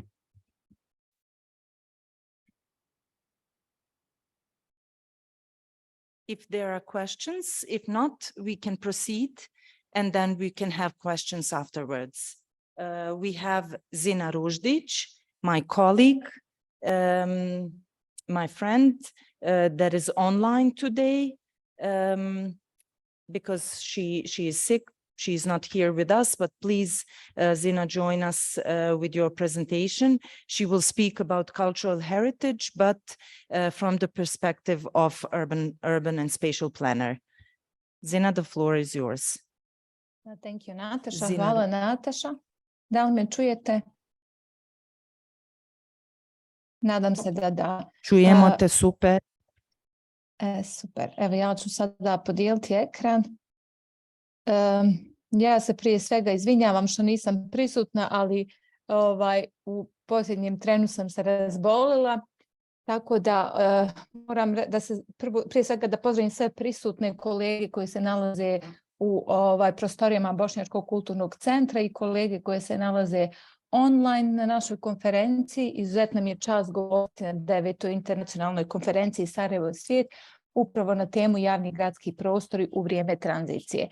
Posljednjih godina moja istraživanja su bila fokusirana na analize i mogućnosti javnih prostora unutar postojećih urbanih tkiva, s tim da današnja prezentacija će naglasiti skrivene potencijale historijskog jezgra grada. Obzirom da većina moje karijere bila je posvećena zaštiti kulturno-historijskog nasljeđa. Kada pomislimo o javnim prostorima, svima nama prvo na upadnu slike otvorenih trgova koji su ukrašeni sa određenim, da kažemo, sajmovima, urbanim mobilijarima ili slično. To su uglavnom trgovi i prostori poznatih evropskih gradova ili čak gradova u našem neposrednom okruženju, ali da javni prostori nisu samo otvoreni trgovi. Evo i ranije su kolege govorile gdje su kvaliteti javnih prostora u već formiranim urbanim strukturama i gradovima, a šta su to u stvari javni prostori, govori nam najbolje definicija da je to područje i mjesto koje je otvoreno i dostupno svim građanima bez obzira na njihov spol, rodni identitet, seksualnu orijentaciju, rasu, nacionalnu i socioekonomsku pripadnost i njihovu dob. Ono što još možemo naglasiti za javne prostore, da javni prostori pripadaju svima, da oni imaju ulogu dnevnog boravka, da pomažu u kreiranju identiteta jedne zajednice. To su prostori gdje se ljudi susreću, posjećuju kulturne, zabavne, sportske manifestacije, rekreiraju se, odmaraju. Oni su najčešće isto promotne komunikacije, pješačke, biciklističke rute i na njima se odvijaju aktivnosti različitim vremenskim ciklusima, dnevnim, sezonskim ili godišnjim. Kao što smo vidjeli na primjerima iz Lozane, iz Švicarske, znači to su prostori koji treba da budu dostupni svima 365 dana u godini i da se koriste u svim, da kažemo, sezonama. Dugo sam se razmišljala da li sljedeći slajd da stavim na početak ili na kraj, ali evo ipak je pala odluka da on bude ovdje. Šta su to u stvari javni prostori, kako ih mi vrednujemo i koji su to kriteriji? Moram da samo naglasim, Nataša je to već spomenula, znači javni prostori nisu fenomen 21. stoljeća, za javne prostore znamo preko grčkih agora, rimskih foruma, ali javni prostori u kapacitetima kakvi danas iskreno svi želimo u našim gradovima su se popularizirali posljednjih 10 godina usvajanjem urbane agende 2030 koja je stavila jednu od tačaka za razvoj samoodrživih inkluzivnih gradova, tačka 11.7, koja kaže da gradovi moraju obezbijediti javne prostore dostupne svima, a prije svega majkama sa djecom, starijim osobama, ugroženim etničkim grupama i drugim strukturama. Za potrebe definisanja javnih prostora urađen je znači i priručnik koji nam pomaže da valorizujemo i dajemo kriterije da li su javni prostori dobri. Ovo je znači grafički prilog, odnosno dijagram kako vrednujemo jedan prostor i kako ga možemo definisati da li je on dobar i shvatiti šta je potrebno na istom unaprijediti. Znači imamo prije svega ključne osobine, nematerijalne vrijednosti i mjerne elemente. To su ključne osobine da svaki javni prostor ima društveni karakter, to jest da je svima dostupan i povezan, da je udoban i da lijepo i primamljivo izgleda i načini korištenja i aktivnosti koji se dešavaju na tim javnim prostorima. Između ostalog, tu su i drugi mjerni parametri koji karakterišu javne prostore. Ja sad zbog ograničenja vremena neću prolaziti kroz sve ove tačke, ali iz ove tabele vidimo da su to prostori koji pružaju od aktivnosti građana, pješaka, znači to su prostori gdje provodimo slobodno vrijeme. Oni moraju biti sigurni, osvjetljeni i lako dostupni svima. Baveći se istraživanjem javnog prostora,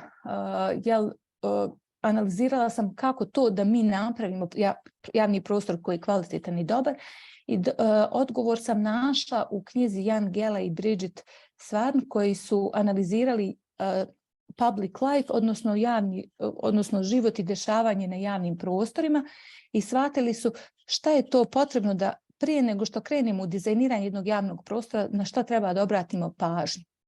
Znači, treba da analiziramo javni prostor i interakcije koje se dešavaju na javnom prostoru, šta, ko i gdje koristi javni prostor, mapiramo i pratimo prostor i korisnike prostora, kako se u stvari kako slučajni prolaznici ili ljudi koji stanu u neposrednoj blizini tog javnog prostora ga koriste.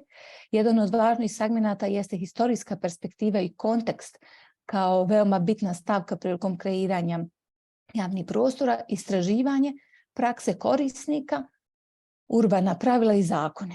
To jeste da sve naše ideje, želje budu u skladu sa zakonima i pravilima zakona. Ja sam naglasila ovdje historijska perspektiva i kontekst jer smatram da je od isključive važnosti ova tačka, obzirom da govorimo o već definisanim urbanim strukturama, pogotovo historijskog jezgra grada Sarajeva, koji moramo voditi računa ne samo s aspekta urbane strukture, nego i historijskih vrijednosti kulturno-historijskih objekata i prirodnog nasljeđa koji se nalazi u okviru Sarajevske baščaršije.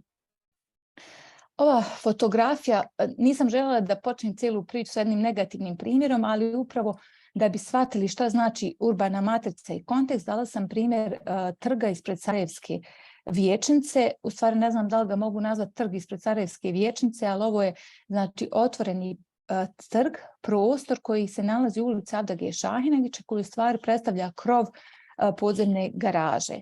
Ovim rješenjem definitivno se riješio značajan problem parkiranja na području općine Stari Grad, ali svakako je prouzrokovalo, da kažemo, jedan nesklad u analizi i shvatanju urbane strukture i matrice ovog dijela grada. Ovaj trg je trebao da bude ozelenjeni ravni krov, međutim u realizaciji došlo je odstupanja i zadržao se znači kao jedna popločana površina. Ova popločana površina ima tokom dana slučajni prolaznici koriste ovu površinu, djeca voze bicikle ili slično, ali ne na adekvatan način i ne u onoj mjeri na koji ona, da kažemo, možda je devastirala malo težak termin, ali trajno degradirala ovaj prostor Alfakovca, lijeve obale Miljacke i početka naselja Alfakovac i Bistrik. Ovaj trg se koristi za vrijeme Sarajevo Film Festival i baščaršijskih noći, što je u prosjeku 1 mjesec u toku godine. 11 mjeseci, to je prostor koji stoji sam za sebe. Ako pogledamo historijsku mapu, vidjet ćemo na lijevoj fotografiji da su na tom dijelu se prije nalazili stambeni objekti i bašče, koje su imale ideju da se, da tako kažem, kuće spuste niz obronke Trebavića do samog korita rijeke Miljacke i formiraju ulično platno, kao što vidimo u nastavku lijeve obale Miljacke. Nažalost, ovom intervencijom taj koncept urbanog konteksta je u potpunosti bio zanemaren i dobili smo rješenje koje sada imamo, a ne osvrćući se na urbanu matricu i kontekst u kome smo gradili.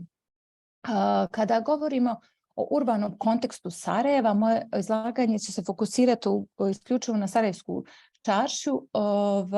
Kada pogledamo urbani kontekst, na ove dvije fotografije nam vrlo jasno je rečeno šta to znači urbani kontekst. Ovo je poznata tačka u Sarajevu koja govori gdje se susreću istok i zapad i zaista to tako pokazuje.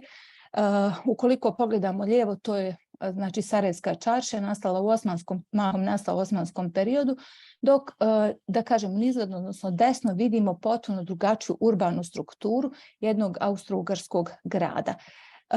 Vrlo ilustrativno na ove dvije slike nam govori šta to znači urbana matrica i historijski kontekst.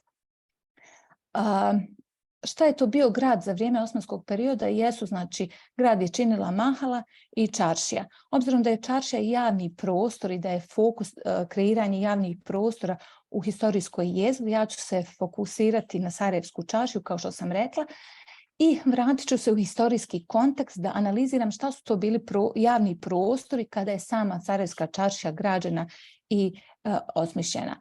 Znači, to su bili bezistani, hamami, hanovi, dajre, dvorišta vjerskih objekata, pekare, imareti, škole, ulice, česme i čepenak. To su bili javni prostori koji su kao takvi u kontekstu Sarajevske čaršije korišteni za potrebe javnih druženja, susretanje ili znači za odmaranje i relaksaciju. Analizirajući i tragajući za idejom javnih prostora u knjizi koju mi je upravo poklonio Boris TRAPARA, našla sam Grabrijanovo mišljenje o javnim prostorima i uopšte kako je Grabrijan vidio Sarajevo i sarajevske javne prostore. I jedna rečenica me jako zaintrigirala kada je rekao da javni prostori jesu prostori pod vedrim nebom. Vođena ovom rečenicom i ovom idejom tragala sam za potencijalima i javnim prostorima pod vedrim nebom u historijskoj čarši, koji su nažalost ili se neadekvatno koriste ili su u potpunosti zanemareni. Sad na ovom nekoj aerosnimci možemo da vidimo koje su to lokacije koje sam detektovala kao potencijalne javni prostori koji se sa vrlo malo intervencija mogu urediti kao javne otvorene površine koje će biti dostupne svim građanima. To su, znači, ovako ću na blic preći, znači Kolobara Han, Moče Han, Firuzbegov Hamam, Tašli Han, stepenište na Varoši, park u Čurčilku, Malom, skver ispred Čakrekčine džamije, Šadrvan kod Baščašijske džamije i sl. Dalje u nastavku ću se fokusirati na neke od pojedinih ovih lokacija. Prolazeći Sarajevom, analizirajući šta je to u Sarajevu, u stvar Sarajevska čaršija, kao što je rekla moja kolegica, javni prostori jesu ogledalo društva. Nažalost, fotografije javnih prostora i ulica Sarajevske čaršije jesu ogledalo našeg društva, da se Sarajevska čaršija pretvorila u jedan otvoreni restoran koji je prepun bašti, kafića i restorana. Svi javni prostori su uzurpirani, da tako kažem, ovim sadržajima. Jeste da Sarajevo ima dosta toga da povodi s aspekta gastronomije i da trebamo pružiti naravno našim turistima i slučajnim prolaznicima, na kraju krajeva i građanima, prostor gdje mogu jesti i odmoriti se, ali ne možemo na taj način okupirati javne prostore i trajno dati ekskluzivno pravo nekim određenim skupinama ili ljudima da koriste javne površine koje pripadaju svima. Zašto kažem ekskluzivno pravo? Jeste onog trenutka kad nemate novca da sjedite, da popijete kafu, taj javni prostor više nije vaš. On pripada određenom kafeću. Tako smatram da ove javne površine, javne prostore na neki način treba prilagoditi, reducirati veliki broj javnih bašte ili prostora koji se koriste isključivo za iznajmljivanje vlasnicima poslovnih prostora i prostore vratiti građanima i slučajnim prolaznicima i turistima koji možda ne žele, a i ne moraju sjesti, popiti kafu, ručati ili slično. Dati im priliku da uživaju u kulturno-historijskom nasljeđu Sarajevske čaršije. Primjer Moče Hana sa vrlo jednostavnom intervencijom. Na lijevoj slici je fotografija unutrašnjeg dvorišta Moče Hana gdje vidimo da je prostor unutrašnjeg dvorišta u potpunosti okupiran ljetnom baštom. U prizemlju ovog objekta nalazi se kafići, restoran i prodavnice, dok na spratu su poslovni prostor. Ukoliko bi samo uklonili ljetnu baštu, dobili bi potpuno novu interpretaciju jednog javnog prostora, jednog unutrašnjeg dvorišta koji je simbol naše osmanske arhitekture i na taj način bi puno kvalitetnije prezentovali kulturno nasljeđe koje samo po sebi je predivno. U ovom slučaju govorimo o Moče Hanu, a javni prostor koji se nalazi kao unutrašnji trg bi se mogao prilagoditi za javne potrebe. Ovdje bi se svakako mogla naći neka klupa, eventualno fontana gdje bi ljudi mogli natočiti vodu tokom vrućih ljetnih dana ili se odmoriti ili na kraju krajeva samo sjediti, uživati i čitati u prelijepom ambijentu Moče Hana. Sljedeći primjer je Kolobara Han. Kao što je već rekla Nataša, fotografije govore više od bilo kojih riječi i vrlo nam je jasno da korištenje ovog prostora u svakom slučaju nije adekvatno i primjereno samom objektu kulturno-historijskog nasljeđa, iako je on samo u tragovima, ali u svakom slučaju je memorija. Ovo je primjer Kolobara Hana iz 50. i 70. godina kada je bio korišten kao otvoreno ljetno kino. Prvo otvoreno ljetno kino u Sarajevskoj čarši, odnosno u gradu Sarajevu, i nekada mi se čini da su 50. i 60. ljudi bili puno kreativniji i okrenuti više potrebama građana i stanovnika nego možda nekim drugim privatnim interesima. Ono što smatram jeste da vraćanje kina Kolobara u Kolobara Han predstavlja jedno fenomenalno rješenje za ovaj prostor. Prije svega, Sarajevo je poznato po Sarajevo Film Festivalu i svakako bi ova lokacija bila vrlo atraktivna da se tokom Sarajevo Film Festivala održavaju projekcije u ovom prostoru. Zatim i baščaršijske noći koje zahtijevaju određeni kapacitet i gledalište podjednako se mogu održavati ovdje, ali također projekcije filmova koji su se i ranije dešavali mogu biti tokom, nažalost zbog vremenskih uslova, ne tokom cijele godine, ali u svakom slučaju može biti adaptabilan prostor sa nekim novim savremenim potrebama bez ekskluzivnog prava korištenja.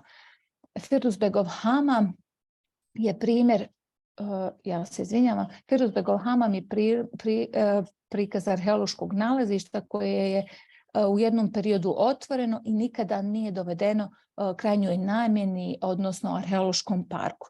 Može biti projekat je kvalitetan ili nije kvalitetan, ne bi razgovarala o tome ni raspravljala, ali u svakom slučaju jedan biser u historijskom jezgru grada koji nažalost stoji otvoren atmosferilijama bez ikakve zaštite i konzervacije, prepuštena na dalje propadanje. Kad turisti dođu do ove lokacije, ono što oni vide jesu paneli sa fotografijama šta se to nalazi iza, ali i bez trajnog rješenja. Prostor pored Baščaršijske džamije je vrlo ilustrativno je da je zauzet i okupiran ljetnom baštom lokalnog kafića, a šta se u stvari krije iza ove ljetne bašte jeste mala fontana koja je nekada bila sastavni dio harema Baščaršijske džamije, pa u jednom periodu kad je izgrađen vanjski zid ostala kao dio javnog prostora. I Sarajevo koje se fali kao grad sa 1000 česmi, grad sa pitkom vodom, analizirajući prostor od Gazi Husretbegovog Bezistana do Sebilja, utvrdila sam da postoji samo 2 javne česme ispred Begove džamije, ne računajući Šadrvanu Begovoj džami i Sebilj. Znači Sarajevo, iako ima tradiciju pitke vode i otvorenih javnih česmi, nažalost tu tradiciju ne gaju historijskoj jezgri grada. Ovaj prostor svakako bi se mogao adaptirati, ukloniti ljetne bašte i pretvoriti u jednu oazu tokom vrućih ljetnih dana. Još jedan primjer, ja mislim da mi vrijeme možda ističe, ali ću krenuti brzo, jeste skver ispred Čakrehčine džamije, prostor koji je sada pretvoren u jednu opet ljetnu baštu, a pruža nevjerovatne vizure i tačka je sjecišta građana koji silaze sa Kovača kroz jednu divni, kažemo jedan ljevak, spuštaju se sa Kovača prema čarši, a onda ih ljevak Čaršijskog trga uvlači u historijsku jezgru grada. Pozitivan primjer jesu Kovači, ulica koja je, zahvaljujući lokalnim biznisima koji se nalaze u prizemljima ovih objekata, potpuno živla i dobila neku transformaciju, da tako kažemo, otvaranjem 2 mala lokalna kafića. Poslovni prostori su u neposrednoj blizini oživili, počeli su da ručni radovi da se izlažu, odnosno da se vrati izvorna namjena ulic koja je bila, jeste da se prikazuju proizvodi napravljeni ručno u malim radnjama. Još jedan primjer je Tabački mežđid i prostor Tabačkog mežđida. To su neke male intervencije o kojima su isto kolege govorile, koje puno znače. To je jedan prostor koji se nalazi u zoni koju se zvali Tabaci, ali sada je ostao potpuno zapušten, koji služi kao otvoreni parking prostor bez ikakve, da kažemo, adekvatne namjene. Na ovom mjestu se nalaze i 2 fenomenalna jablana koje u stvari predstavljaju simbol Sarajeva. Jablanovi su bili poznati kao vertikalni akcenat u Sarajevu. Taj prostor sa vrlo malo intervencije mogao bi se transformirati, napraviti mala oaza koja bi pružila adekvatan odgovor i samoj namjeni objekta u neposrednoj blizini, a i svakako prostor gdje bi naši građani mogli uživati.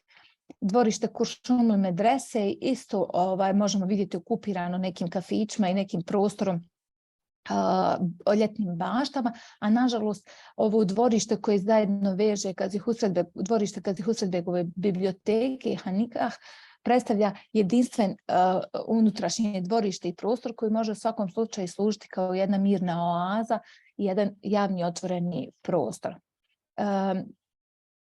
Preći ću, ovo je možda jedina zelena površina koja se nalazi u historijskom jezgru grada, iako nije velika, ali predstavlja mali park. Ja sam ga nazvala park u Čučilku Malom. Jeste prostor koji je donedavno bio okupiran onim malim kućicama za prodaj infopultom, službom turističke zajednice, međutim, hvala Bogu, svi ti objekti su uklonjeni i vraćen je izvorni oblik, odnosno data je namjena malog skvera ili parka. Svakako on može doživjeti neka unapređenja, ali ovdje se nalaze 4 klupe koje su možda i jedine klupe, krenuši od Gazi Husretbegovog Bezistana do Sebilja, koje služe da se naši građani ili starije osobe mogu odmoriti. Ono što sam htjela da kažem između ostalog, i mislim da mi je vrijeme isteklo, da je doći do kvalitetnih javnih prostora nije teško, samo treba puno želje i truda i rada, i u svakom slučaju treba, znači to su urbanim strukturama, mi ne možemo kreirati prostor, ali u svakom slučaju možemo prostore koji postoji ponovo upotrijebiti, da kažemo rethink of the space, razmisliti kako ih možemo kvalitetno koristiti i ponuditi kao sadržaj javnih prostora. Trebamo obratiti pažnju na analizu historijskog konteksta, kao što sam već rekla, obezbijeti dobru povezanost, kreirati prostor koji omogućava socijalnu interakciju, učiniti prostor ugodan za korištenje, imati jasnu viziju šta to mi želimo, da kreiramo prostor, a ne isključivo dizajn, da posmatramo prostor i ukoliko nemamo budžeta, nemamo sredstava, možemo isprobavati neka jednostavna i jeftinija rješenja, dok na kraju ne dođemo do kvalitetnog rješenja sa aspekta interesa lokalne zajednice i građana koji koriste prostor, i onda može biti investirati u neko trajno rješenje. Ali ono što je bitno kod javnih prostora, i onda kad se završio, nikad nisi završio, javni prostor su ti koji dozvoljavaju stalne transformacije i promjene u skladu sa potrebama građana i potrebama na kraju krajeva grada 21. stoljeća. Ja bi ovim završila svoje izlaganje i hvala vam.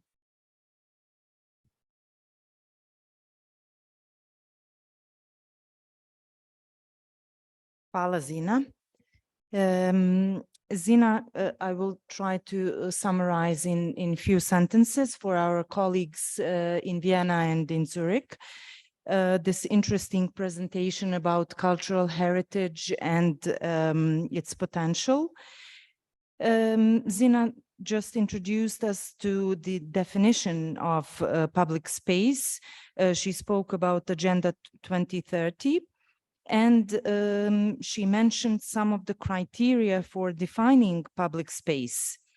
Then she spoke about specific examples of public spaces, mostly in historical core area in Bošnjački.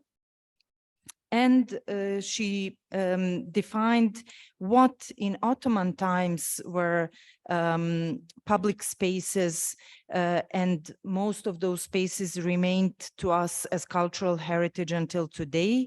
Those were fountains, small places for rest, where the shops are, public baths, schools, shopping malls, Bezistan, of course, in those times, and how all those places that we've seen are neglected today.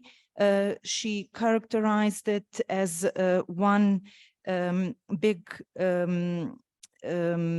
coffee shop or restaurant at Bošnjački, where actually nobody can enjoy those beautiful spaces and rest in those spaces. She used one very nice example, saying that if you don't have enough money to eat or to drink at Bošnjački, if you are just ordinary citizens who wants to enjoy those spaces, you have nowhere to sit on and to rest. there is an interesting fact that she mentioned that in short distance in Bošnjački, there are only 2 fountains that we can use. And Sarajevo was in those times, during the Ottoman period, it was famous for its water and fountains. She spoke about Firdusbegov Hamam, Morića Han, and Kolobara Han as places that were in the 60s used maybe better than today. Kolobara Han, for example, was cinema at open sky. She used a beautiful sentence from the book given by Boris, where it was written that open space is place open to sky. And if we search for those kind of spaces at Bošnjački, we will not so easily find it, or we will not find it as public space, but mostly those are restaurants or cafes. She, at the end, defined very nicely what is needed to actually rehabilitate or regenerate those spaces that already exist, that we have, and that are our cultural heritage, that in short terms, we have to have vision, we have to reevaluate them, and even with small budget, to step by step regenerate them, and then to enable by those small steps bigger reconstruction when needed. She also mentioned space of Firdusbegov Hamam, completely closed today for ordinary citizens that cannot even guess what is behind those panels that hide them, and that actually is work in progress, but that never ends. And our cultural heritage in that way remains closed to public and not a public space. If I forgot something, please add. No, thank you, Natasha. You sum her up very, I'm amazed how you remember everything. So, however, thank you for summing up. Hvala, Natasha. Thank you so much for joining us. Hvala puno. Ako se slažete, mi imamo po programu sad pauzu, međutim pauzu smo iskoristili za predavanje. Da li da odmah nastavimo dalje pa da pauzu i razgovor imamo poslije, ili predlažete da ipak malo odmorimo pa onda nastavimo dalje?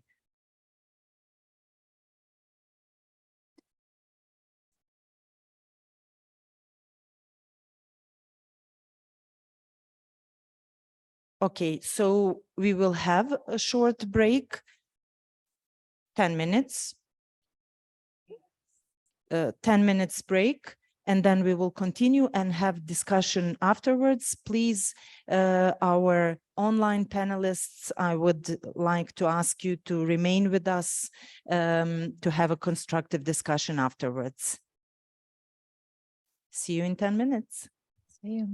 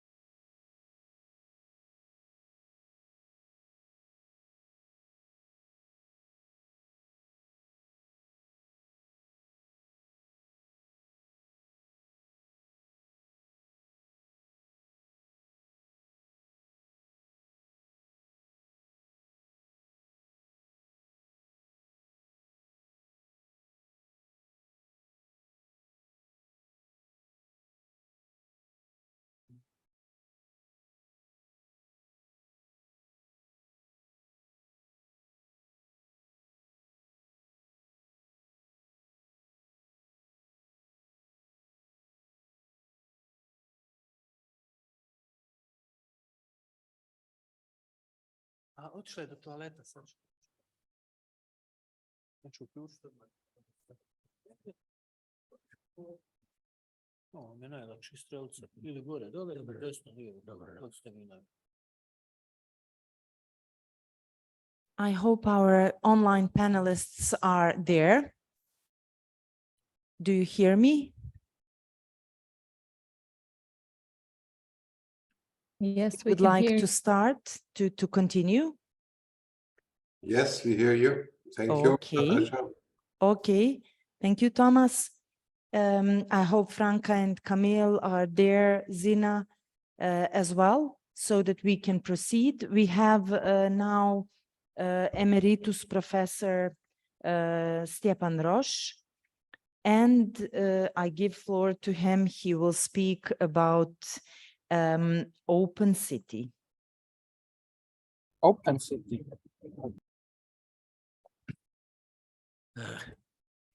Da pozdravim prisutne, nema puno ljudi, ali cijenjeno društvo.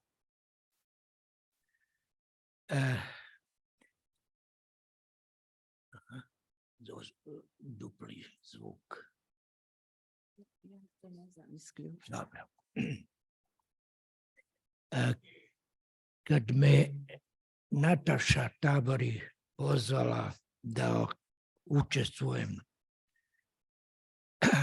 u sesiji prostor i tranzicije Sarajeva, sjetio sam se svog rada na konkursu za Kawasaki četvrt u Tokiju, koja je bila lučki industrijski skladišni terminal.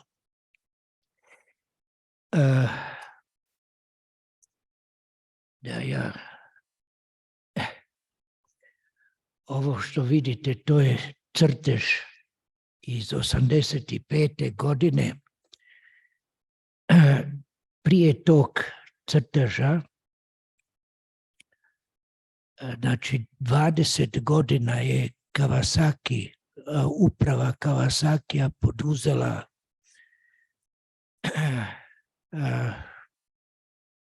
neku vrstu super ekspertize, lučki grad, da promijeni svoj identitet. Jer u Kawasakiju je Mazda, Honda, sve velike autoindustrije, a stanovnici tog grada osjećali su se veoma depresivno i izolirano.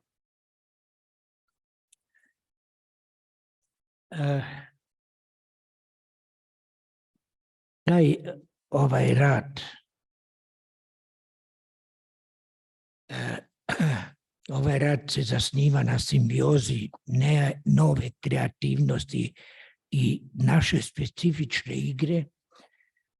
Ovdje mislim na moju prisutnu suprugu Tanju, s kojom to zajedno radim, gdje putem naše imaginacije namjeravamo stvoriti polisemantički okoliš za nove oblike svijesti, otvorene za otkrivanje novog humanističkog i harmoničkog odnosa između čovjeka i postojeće stvarnosti. Ovdje dole na dnu toga crteža postoji tlocrt Dioklecijanove palače i ako se uzme replika Alda Vanajka, kuća je mali grad, a grad je velika kuća, dobili smo inspiraciju da čitajući 7 luči arhitekture Johna Ruskina, da napravimo svoje vlastite prostore, prikaze.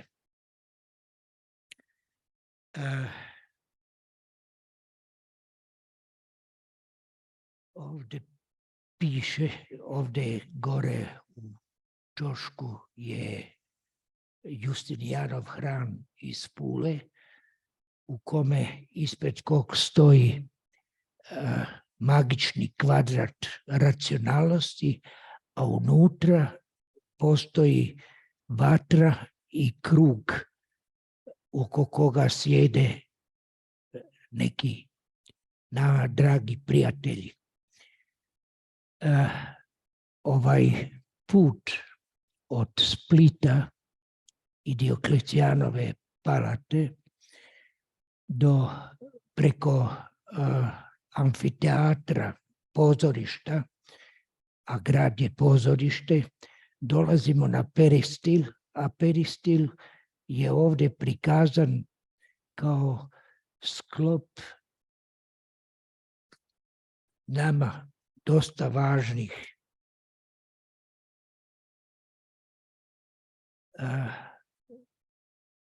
riječi.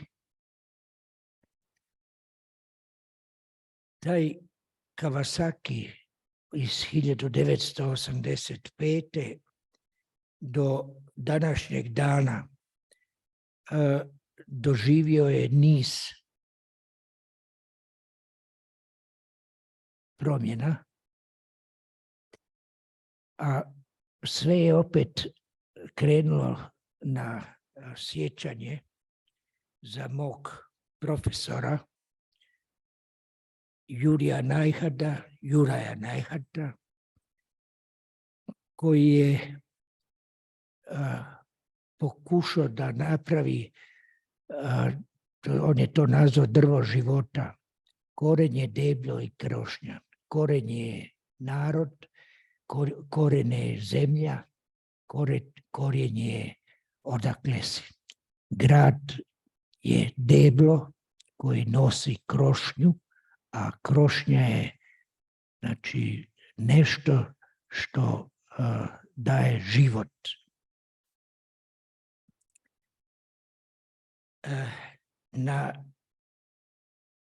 Sad ovdje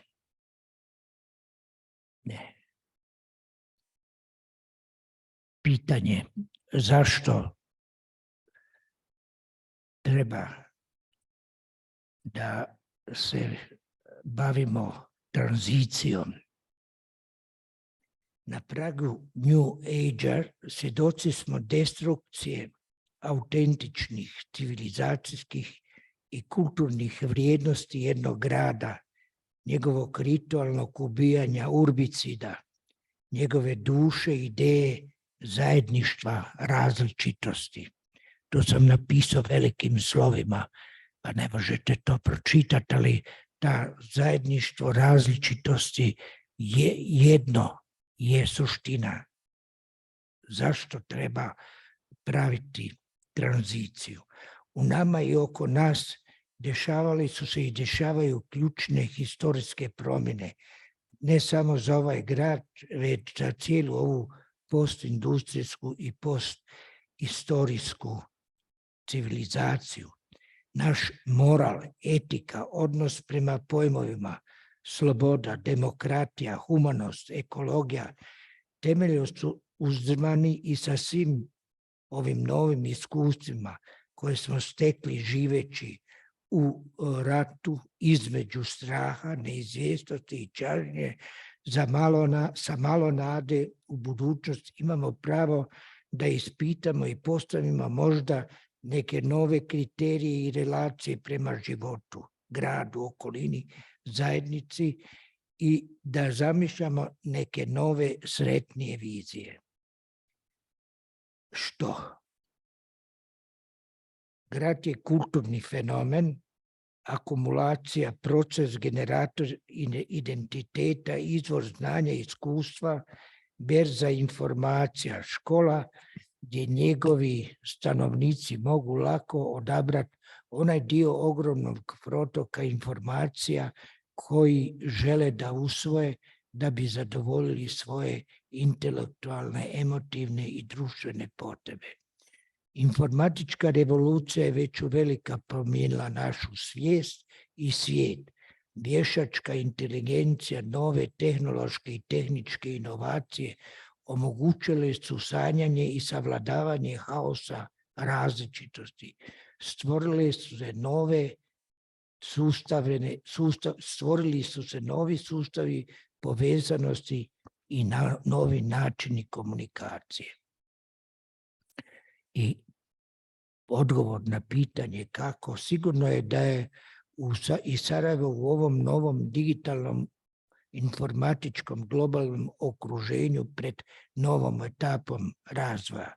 Novi društveni i ekonomski sistemi, novi geopolitički i geomediteranski položaj, nove metropolitanske funkcije grada, sve to uslovljava početak novog procesa i relacije te redefiniciju i reorganizaciju strateških ciljeva razvoja i koncepta grada. Zato je potreban novi urbanistički vokabular, smart, open, meta, to su savremene riječi, metaverse, fraktal, umjetna inteligencija, transgresija, disjunkcija, justa pozicija, modalnost, rizom. Potrebne su nove vizije grada, novi sistemi komunikacije, mobilnosti i saobraćaja, potrebni su novi tipovi prostora, sadržajni i oblikovno, morfološko i tipološko, možda slični današnjim, ali u funkciji i relaciji prema čovjeku, prema okolini, prema novoj resurskoj ekološkoj ekonomiji i naprednoj inovativnoj tehnologiji. Novi drugčiji grad, kreativan i inteligentan, onakav kakv naša i buduće generacije svojom kulturom i znanjem trebaju zaslužiti.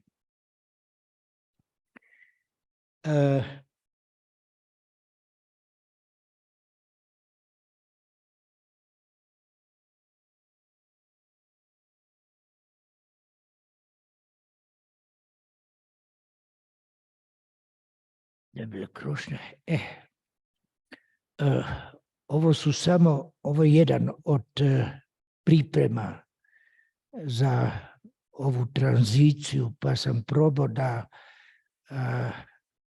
napravim sjećanje na 80. godine na Dinapolis, na kako su naše općine podijelile grad, stari grad, centar, stari grad je orijentalno razmišljanje, orijentalna arhitektura, orijentalni pristup realizaciji. Centar je austrougarski, sređen, blokovski. Novo Sarajevo je moderna, to je već ušla turistički odnos higijenskog grada i novi grad, savremena socijalistička arhitektura.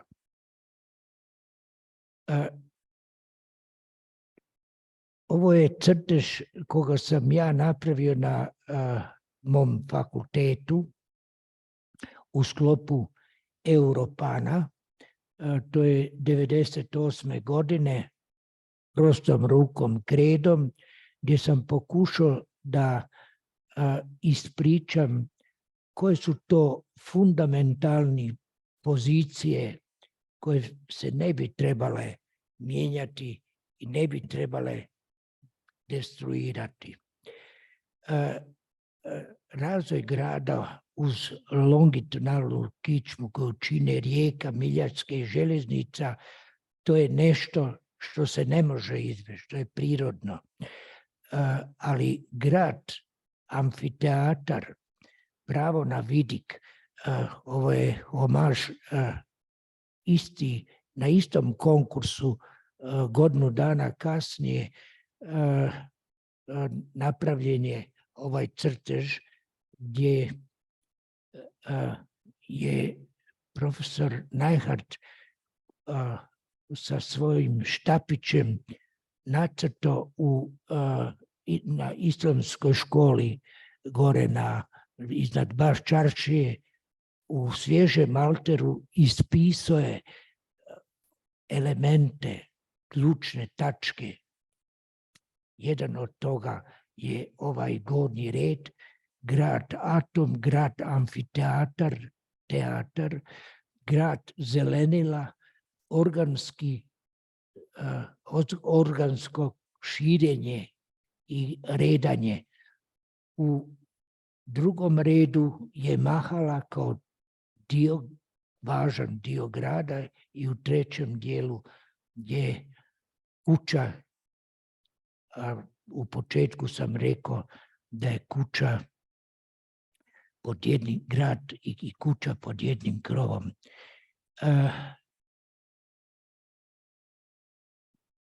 U 2001. godine, kad sam već bio oko 5 godina profesor na akademiji i predavao sam osnove dizajna, napravio sam jednu radionicu i reakcija mojih studenata na budućnost je bila ova slika dole, crtež, gdje su mostovi ostali kao artefakti, a zelenilo je pojelo grad.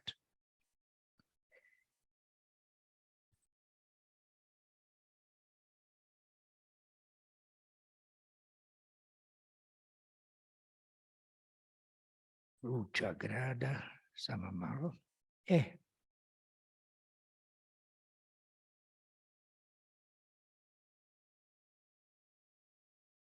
Ovo će malo duže. Ovdje 95. godine u biznis magazinu napisao sam 3 članka: Noge na zemlji, glava u oblacima. To je novi postav, nova transformabilna funkcija grada, sretan grad ili otrovna gljiva. Na to još danas ne znam odgovor. Mislim da smo sretan grad, ali otrovna gljiva se nadvila nad grad. I ljudi u kutijama, jer nekretninski biznis je pretvorio grad u stanovanje, sve drugo je sporadično, nestalo, napušteno. Pa ipak, ukoliko se postane pitanje da li je Sarajevo zaustavljeno u svom kulturnom razvoju ili se uslijed višegodišnjih prilika ta pozitivna stvaralačka energija iscrpila, dobit će se sljedeći odgovor. Sarajevo nikad nije umorno. To možemo zahvaliti vjeri u vrijednosti multikulturalnog života, neiscrpnoj životnoj energiji koja je isprepletena različitim kulturnim, tradicionalnim, duhovnim i ljudskim vrijednostima. To je mini kozmos. To traženje jedinstva u različitosti glavni je cilj ovog grada. Ovaj grad se uvijek otvarao za sve dobronamjerne, za simpatične ljude pune duha, za skromne i povučene, za raskošne, za ekscentrične, za sve male i velike ljude svijeta. Sarajevo se ne može izbrisati iz kulturnog historijskog pamćenja. Dato dragocjeno iskustvo grada treba pretvoriti u pravilo i primjer savremenog kulturnog življenja u svijetu.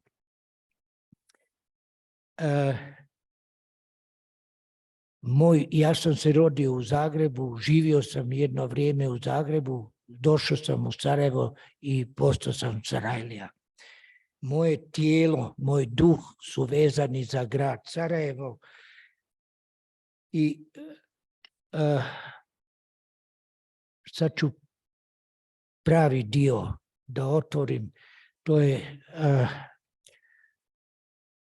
kad se rat završio, kasarna maršala Tita je bila, znači, destruirana. Bilo je Grbavica je pripadala drugima. Ja sam 2000. godine učestvovao na konkursu za kampus Otvoreni univerzitet. Tamo sam probao u tom stvaranje otvorenog univerziteta bila je naša centralna zamisao i stvaranje nove slike Sarajeva kao grada, znanja, kulture, a prema ideji o utopiji u gradu 96. godine koje sam spomenuo, Sarajevo, u stvari noge na zemlji, a glava u oblacima. Prema tom članku, tom razmišljanju, toj ideji, grad bi trebao usmjeriti svoju strukturu, usluge i komunalne procese i gdje će se isto vrijeme građanima omogućiti lični razvoj, kreativnost i nova industrijska baza za nauku i naprednu tehnologiju. Nove tehnologije kombinovane sa velikim bankama podataka, prostorna organizacija grada i sistem prenosa i razmjene informacija imat će duboko utjecaj na oblike učenja i spoznaja o tome spoznaja, a time i objekata za stvaranje i učenje. Zahvaljujući novom sistemu strukturiranog učenja kroz individualnu nastavu, bit će omogućeno svakom u bilo koje vrijeme, na bilo kom mjestu grada da učestvuje u stvaranju svog sretnog života.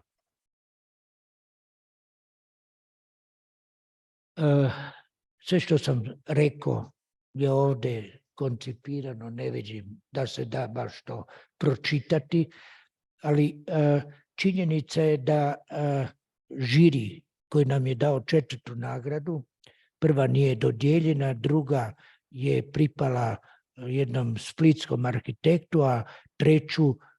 Grozdanić i Sanja Grozdanići su dobili 3. nagradu. Ovdje u ovom desnom donjem ćošku ima jedna od ključnih stavova da je grad, znači, treba da bude u stvari ovaj kampus dio grada, a ne ograđen prostor. I kad smo pravili te naše planove, kad smo realizirali naše ideje, onda u crtežima, onda smo spominjali i puteve, pa tu postoji culture way and resistance, science and art way. Znači tu smo spominjali kako bi grad trebao da uslovi ili da prihvati taj kampus kao dio, cijeli grad, kao svi stanovnici, kao dio svog prostora. Paralelno dok je taj konkurs trajao, koga je raspisao kanton Sarajeva, te 2000. godine univerzitet je ugovorio izradu master plana sa firmom Zina, to je iz Bostona, jedna ozbiljna firma koja je uradila kampus master plan. Šta je u tom kampus planu bilo ključno? To je bilo ograđen prostor okrenut sebi.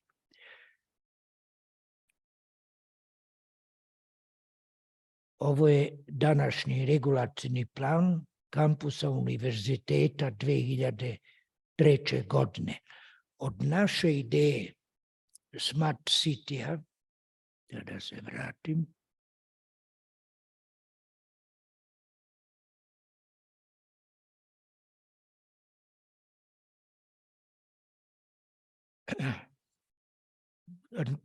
ta ideja te 2000. godine nije se, taj smart city nije bio toliko popularna riječ koliko danas. Ali ideje su ovdje univerzalne i važe za mnoge od današnjih gradova. To je mogući metod za sretan, normalan život, pojačavanje inteligencije, identiteta i zajedništva, a ne recept samo za specifičnu promjenu izgleda grada. Ne možemo znati što donosi budućnost, ali možemo pokušati da je planiramo na fleksibilan način, ostavljajući pri tome mjesta za nova interesovanja, inovacije i nepredviđene mogućnosti. Možemo planirati nepredviđenu mogućnost, ostavljajući mjesta za novine radije nego da planiramo budućnost kojom bi pokušali da upravljamo sa današnje tačke spoznaje. Mi smo napravili jedan softver za taj rad, za Smart City, koji je kreiran od 4 ideje, 4 metafore, 4 sustava sistema. Prvi sustav je infograd. To je u ovom središnjem centralnom dijelu, to je tu naznačeno, ta simbioza. Informatičko mjesto zajednice povezano infrastrukturno na razmjenu, na novim naučnim i tehnološkim granicama, te na način kako promovirati ljudske potrebe za razumijevanje. Drugi dio, to je ispod, je medija grad, mjesto gdje svi ljudi, to smo mislili na sve građane Sarajeva, mogu da uče i da mogu da uđu i kreiraju novu kulturu, tako, nauku i tehnologiju, gdje su ljudske vizije široko otvorene, a kulturološke i spiritualne potrebe zadovoljene. Treći dio, ovdje gore, taj plavi čast, je termin otvoreni grad. Društveni eksperiment za sve. Društveno učešće, gdje društvo usmjerava čovjeka ka zajedničkim interesima i ciljevima. Željeli smo povećati vitalnost, učestvovati u javnim aktivnostima i dešavanjima, zadovoljiti vlastite potrebe kroz pripadanje zajednici. I četvrti, taj soft grad, mjesto fluksusa, nešto što se dešava, što se krenulo, nestašnog dešavanja, nepredvidljive igre, jačanja kreative i inovacije kao i životnog stila i zadovoljavanje potrebe opuštanja i igranja. Zato su nam bili jako važni ti vanjski prostori.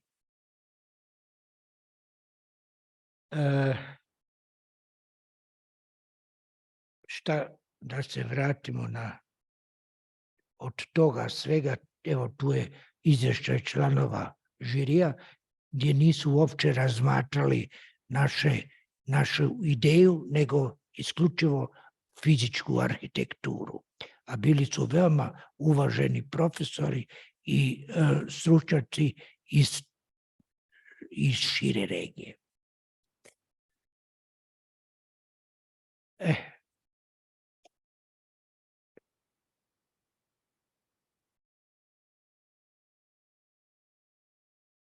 Današnja stvarnost,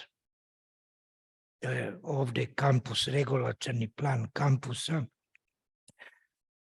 desio se, kažem, slučaj gdje je naša kolegica arhitektica skinula ogradu koju su u master planu napravili i povezala grad i njegove stanovnike sa sadržajima fakulteta, nacionalna biblioteka i univerzitetska biblioteka,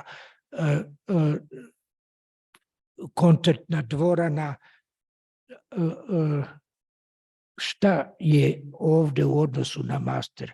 Uvala se američka ambasada i stambeni objekti su se proširili, smanjili su teritorij kampusa.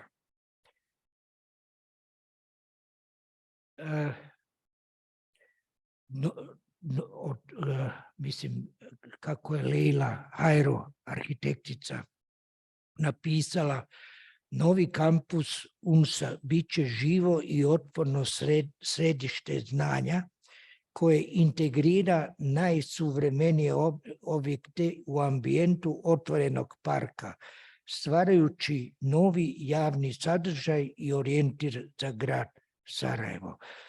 Mislim da je tako vratila na ono u početku kad sam spomenuo da su zelenilo pluća grada. Pitanja kako šetnice mogu postati prostori za susretanje i okupljanje, kako vanjski prostori mogu imati ulogu u učenju, kako omogućiti da se objekti mogu mijenjati u vremenu sa potrebama, kako uskladiti prostore za učenje i prostore nastave. To su sve pitanja postavljena i kako otvoreni prostori mogu koristiti sveučilištu i građanu, zajednici. I na kraju, kako različite namjene mogu egzistirati u jednoj zgradi. I ovu moje izlaganje završit ću, znači možemo stajati nogama na zemlji, a ipak imati glavu u oblacima. Tako otvaramo vrata novom pametnom gradu sa optimističkim pogledom na budućnost, a ona može biti sjajna i uzbudljiva, prije nego mračna i ograničena, kako to možda za neke danas izgleda. Eto, to je to.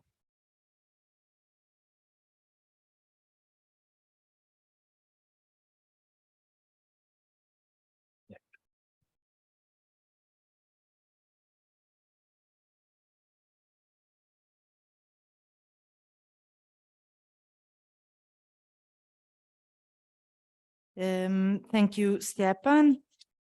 I will try to summarize just in a few words for our colleagues. So Stjepan was speaking about spaces, about what the city is, what are the spaces for transition. And he was inspired by the project done by him and his wife in 1985. It was a project inspired by Diocletian Palace, and it was the concept of a city. It was a concept of a city as a theater. And he thought, what happened to Sarajevo with this distance in time that we have from 1985 and all what have happened to the city, and what are the perspectives of Sarajevo to become some other different city? How could it be? And he used the utopia that he named feet on the ground and head in the clouds, because he was asking himself what remained from our city. Everything is becoming housing, all public spaces are deserted, and what is the new context of a city? He was saying, as born in Zagreb. He declares himself Sarajevan with his spirit and his body completely here in Sarajevo. And then he opened the topic of campus, campus of university. It was a project, it was a competition that was in the late 90s.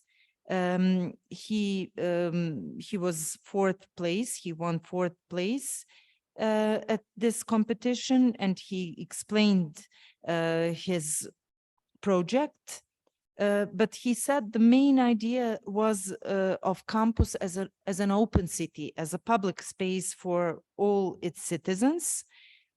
No matter what, university, after this competition was completed, made a new project, and it was done in USA.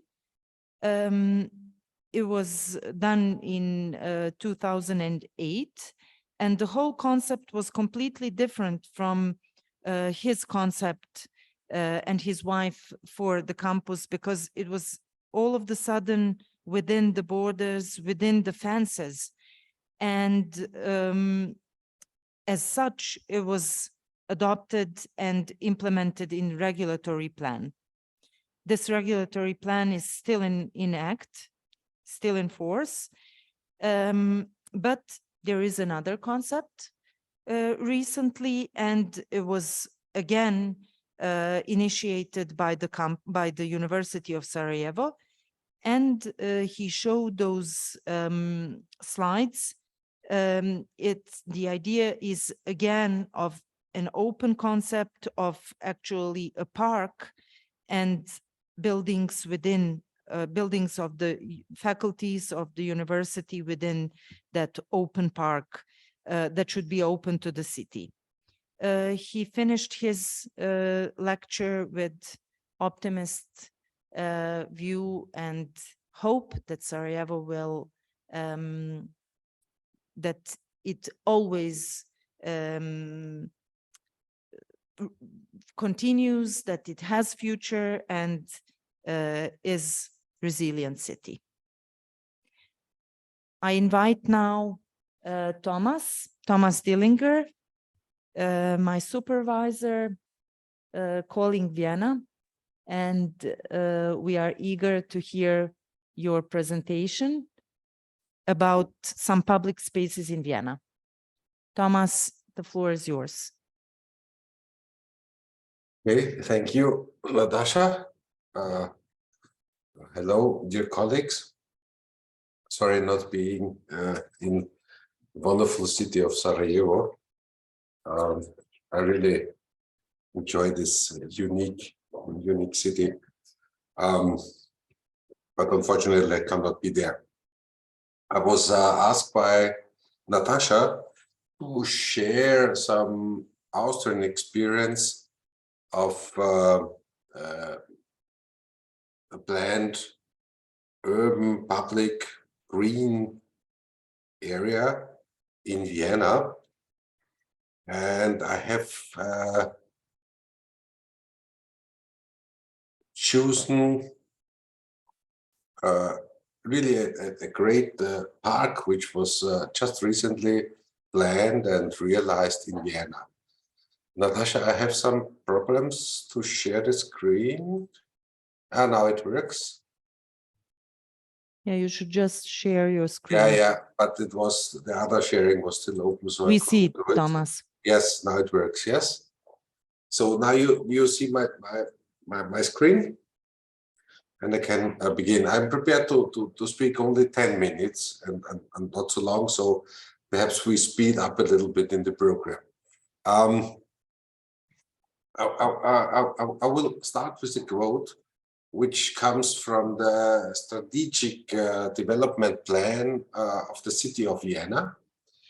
And I will read now. In addition to safeguarding green spaces, another task lies in strengthening the green grid of the city and in positively impacting the urban climate through additional greening.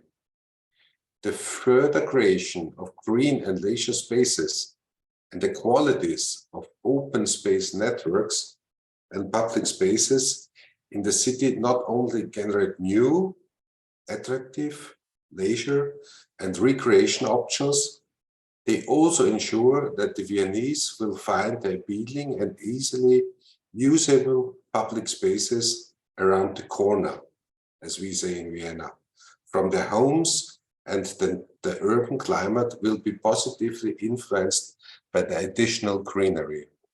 So this is a sentence out of the Urban Strategic Development Plan from the year 2015, sorry, 14, which is still valid. We are started already the preparation of the new strategic plan of Vienna, but till now this plan is still in power.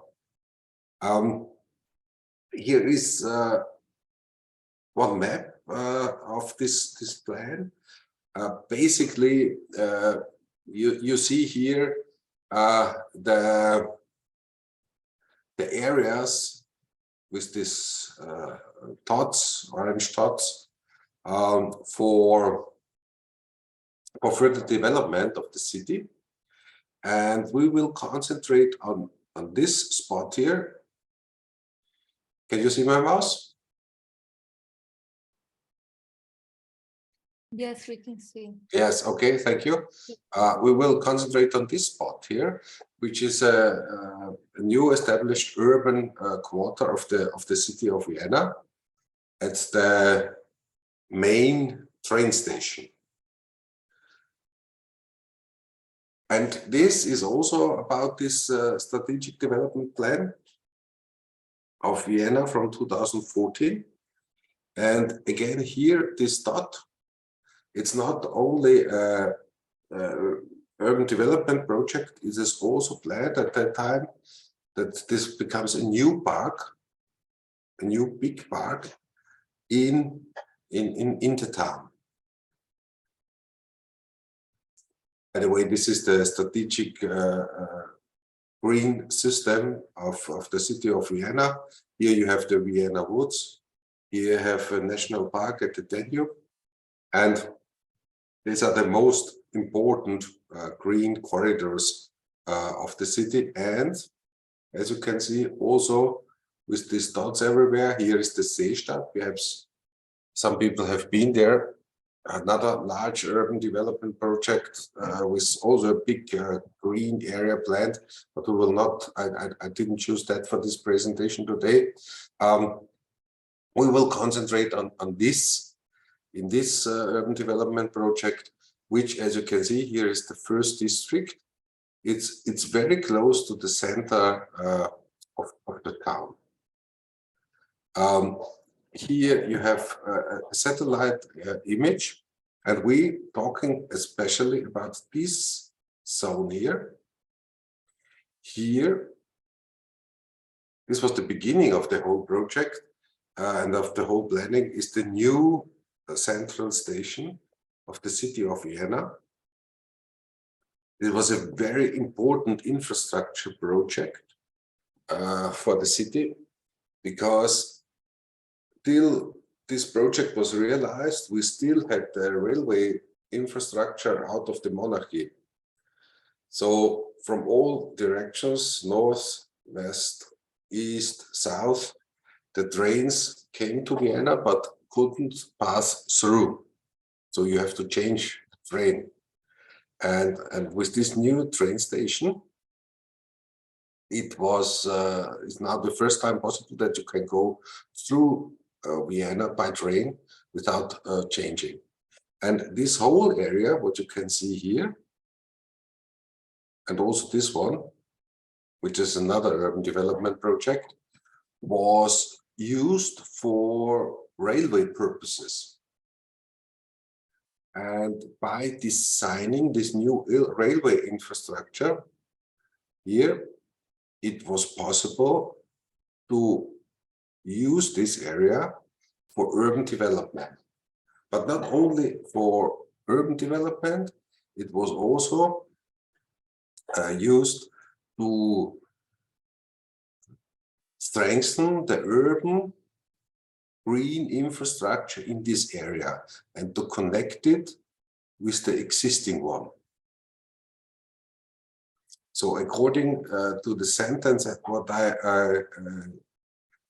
brought to you at the beginning of the presentation, that Vienna has also the strategy to plan and to build new green areas for the benefit of the people of Vienna. It's also related, of course, to climate change, that we need these green areas for cooling in the city.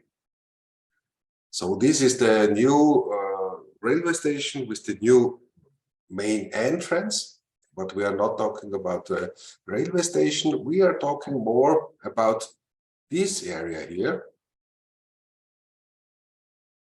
which is, I think, one of the biggest parks built and planned in the last 30 years in Vienna. It's about 70,000 square meters, so a huge area. And this park was the heart of the developing of this new residential zone in this area and business zone in this area. Here you have the existing park called Swiss Garden, and here there's also a lot of green area, which is an old military base from the monarchy, which is now used as museum. And this area was planned new. Here you have the typical Blockrandbebauung for this area, and this was the master plan to develop this area. Here some renderings from the planning process. Here you see the new railway. Here the main station, and as heart for the development of this new urban district, this park, which is by the way called Helmut Zilk Park, which is a former mayor of the city of Vienna. Here again a map, the Green Park, the public infrastructure, the traffic infrastructure. As you can see, also a new tramway was built in this area. So the park and the whole area is quite good, accessible by public transport. There is nearly no cars in this whole area. Yeah, so the whole area is basically developed to be accessible by public transport and by foot and by bike.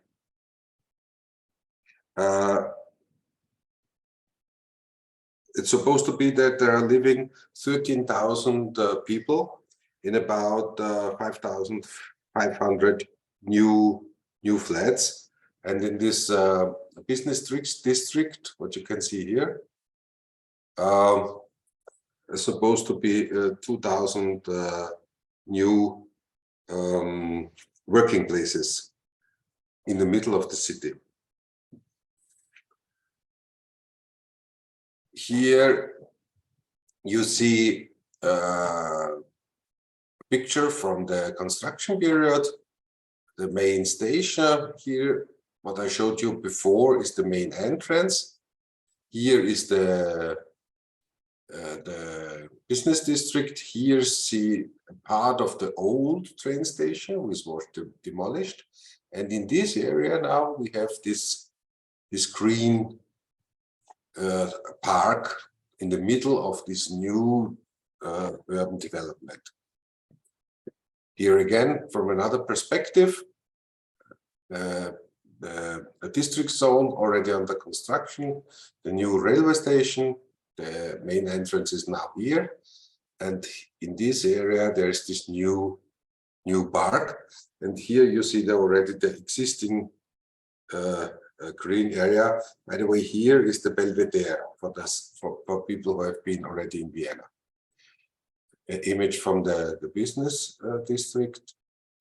And here you see still working and building and constructions going on, but the main station is already built.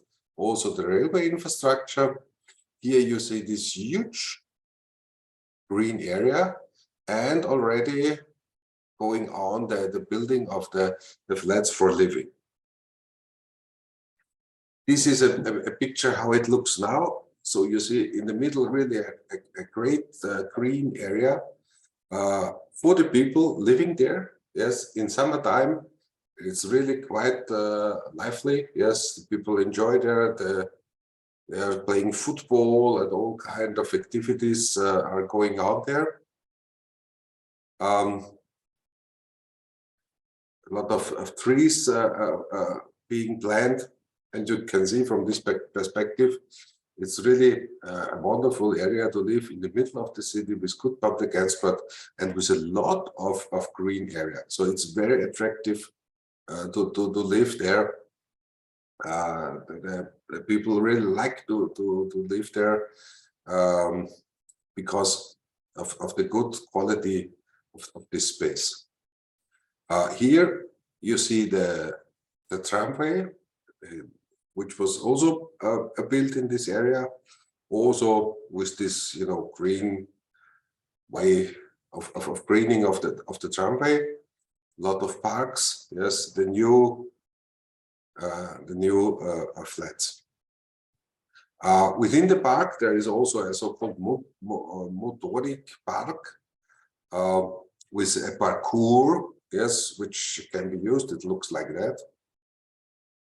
So it's free accessible. Everybody can go there. There is another park, but this is more for smaller children. And here again, the tram, which was built. Another picture from this area, and you see how this public space is used when it's nice weather. There are a lot of activities are also going on, and really people enjoy to stay there.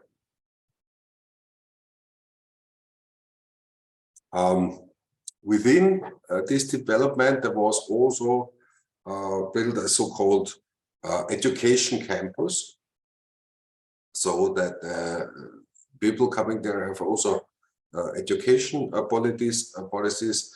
And you see also, if you look inside the structure, there is a lot of greenery. Yes, so in the development of this area, there was a really strong focus how you can enrich the public spaces, especially with green infrastructure for the people there.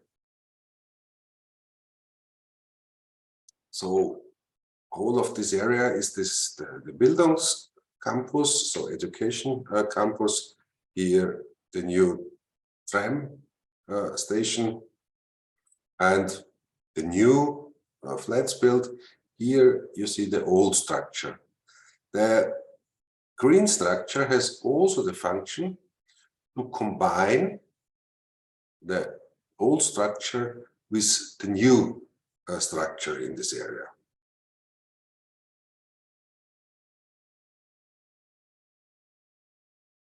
Another picture from this education campus, children playing there.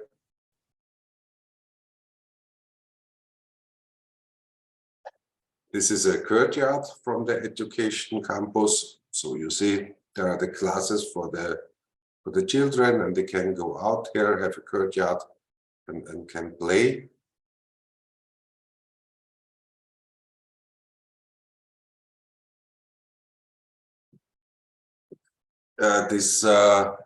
Within this park, there is also an urban gardening area where you can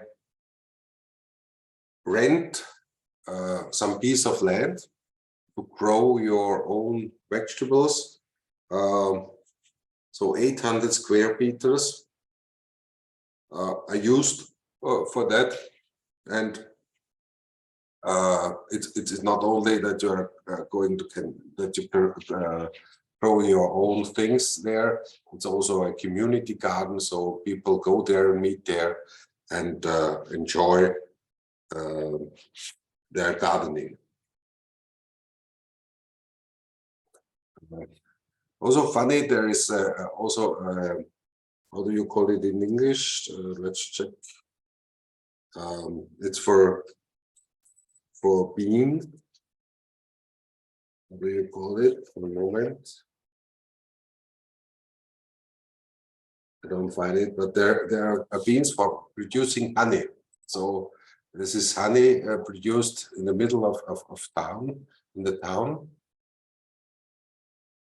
And there is also not only greenery in the area, but also there are a lot of housing projects which have green areas on the roof. Again, here's one new building. Here again, the railway infrastructure.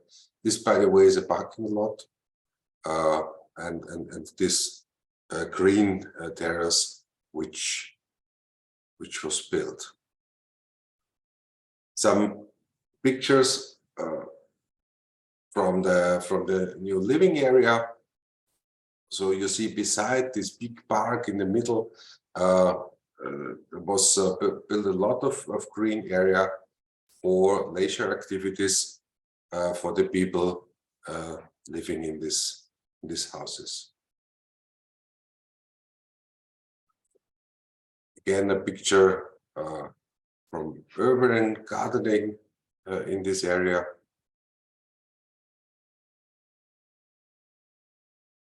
Another picture from a small place for children. Yes, very convenient for the parents. They can watch from the window their children playing in this courtyard.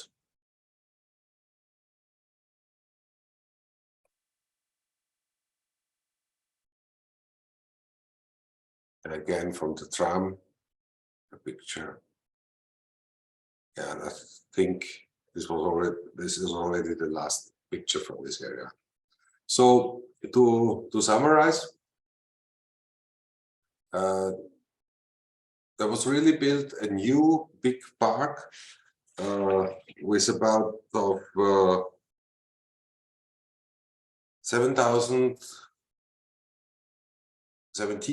square meters within this area, where the public space and the green area was the heart and the guiding principle to develop this whole area. And I think it's also a good example for transforming cities, because all these areas and all the pictures you have seen, and I know how it looked before, was railway area. So it was a dirty, not accessible area within the city, and now it completely once was transformed to a new part of town with high quality and also quantity of public green space.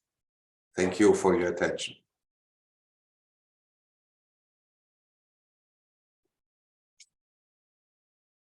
Thanks very much. We were able to see beautiful transformation, urban transformation in Vienna, done recently. I will just in short summarize it in Bosnian. Dakle, profesor dr. Dillinger je krenuo od stepa 2040, to je strategija grada Beča do 2040. godine i kako su zelene i javne površine definirane u toj strategiji.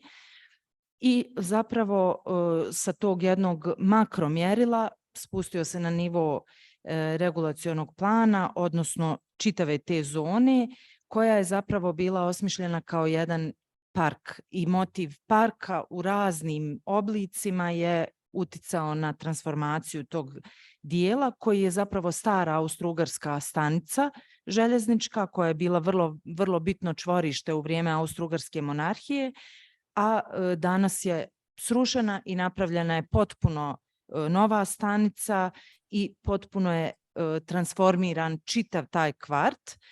70.000 metara kvadratnih je površina koja je transformirana i vidjeli smo zapravo potpuno jedan pristup u kojem je javni prijevoz,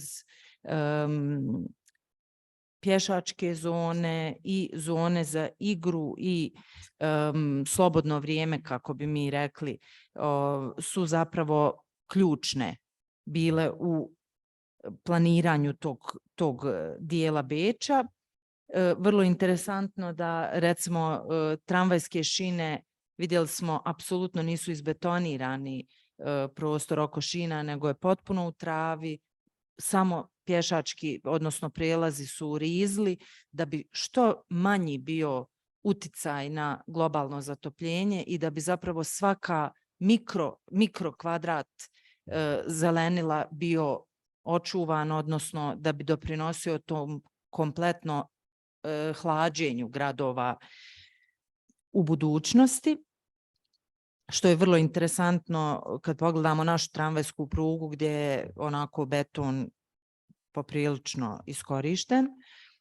Vidjeli smo edukacijske kampove za djecu, odnosno kampus edukacijski koji je inkorporiran, dakle opet javni prostor, ne samo stanovanje, nego što više sadržaja koji su za edukaciju, za zapravo sve ono što mi zovemo društvenom infrastrukturom kad planiramo i jedan novi pristup urbanog baštovanstva i pčela kao zapravo indikatora čistoće vazduha i ekološkog pristupa. Dakle, ako pčele tu mogu opstati za ljude je sigurno ok.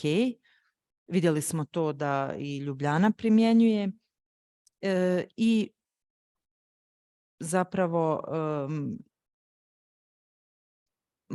maksimum zelenila, pa čak i na krovovima i čak i ako se radi o stanovanju, onda su to zeleni krovovi ili opet bašte na terasama na višim etažama.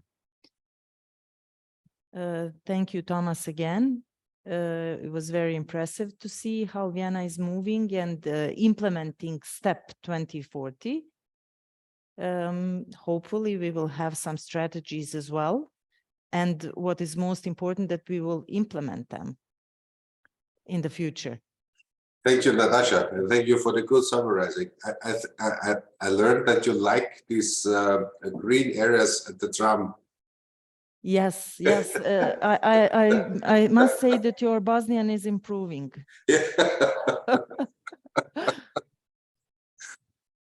Yes, and last but not least, Jasmina OSMANKOVIĆ, profesor doktor, redovna profesorica na Ekonomskom fakultetu, koja će nam malo dati šlagvort šta je to, šta znači zelene površine, javni prostori sa ekonomskog aspekta, jer naravno vrlo bitan aspekt u realizaciji projekata je uvijek ekonomski, a jedan je i od održivog planiranja.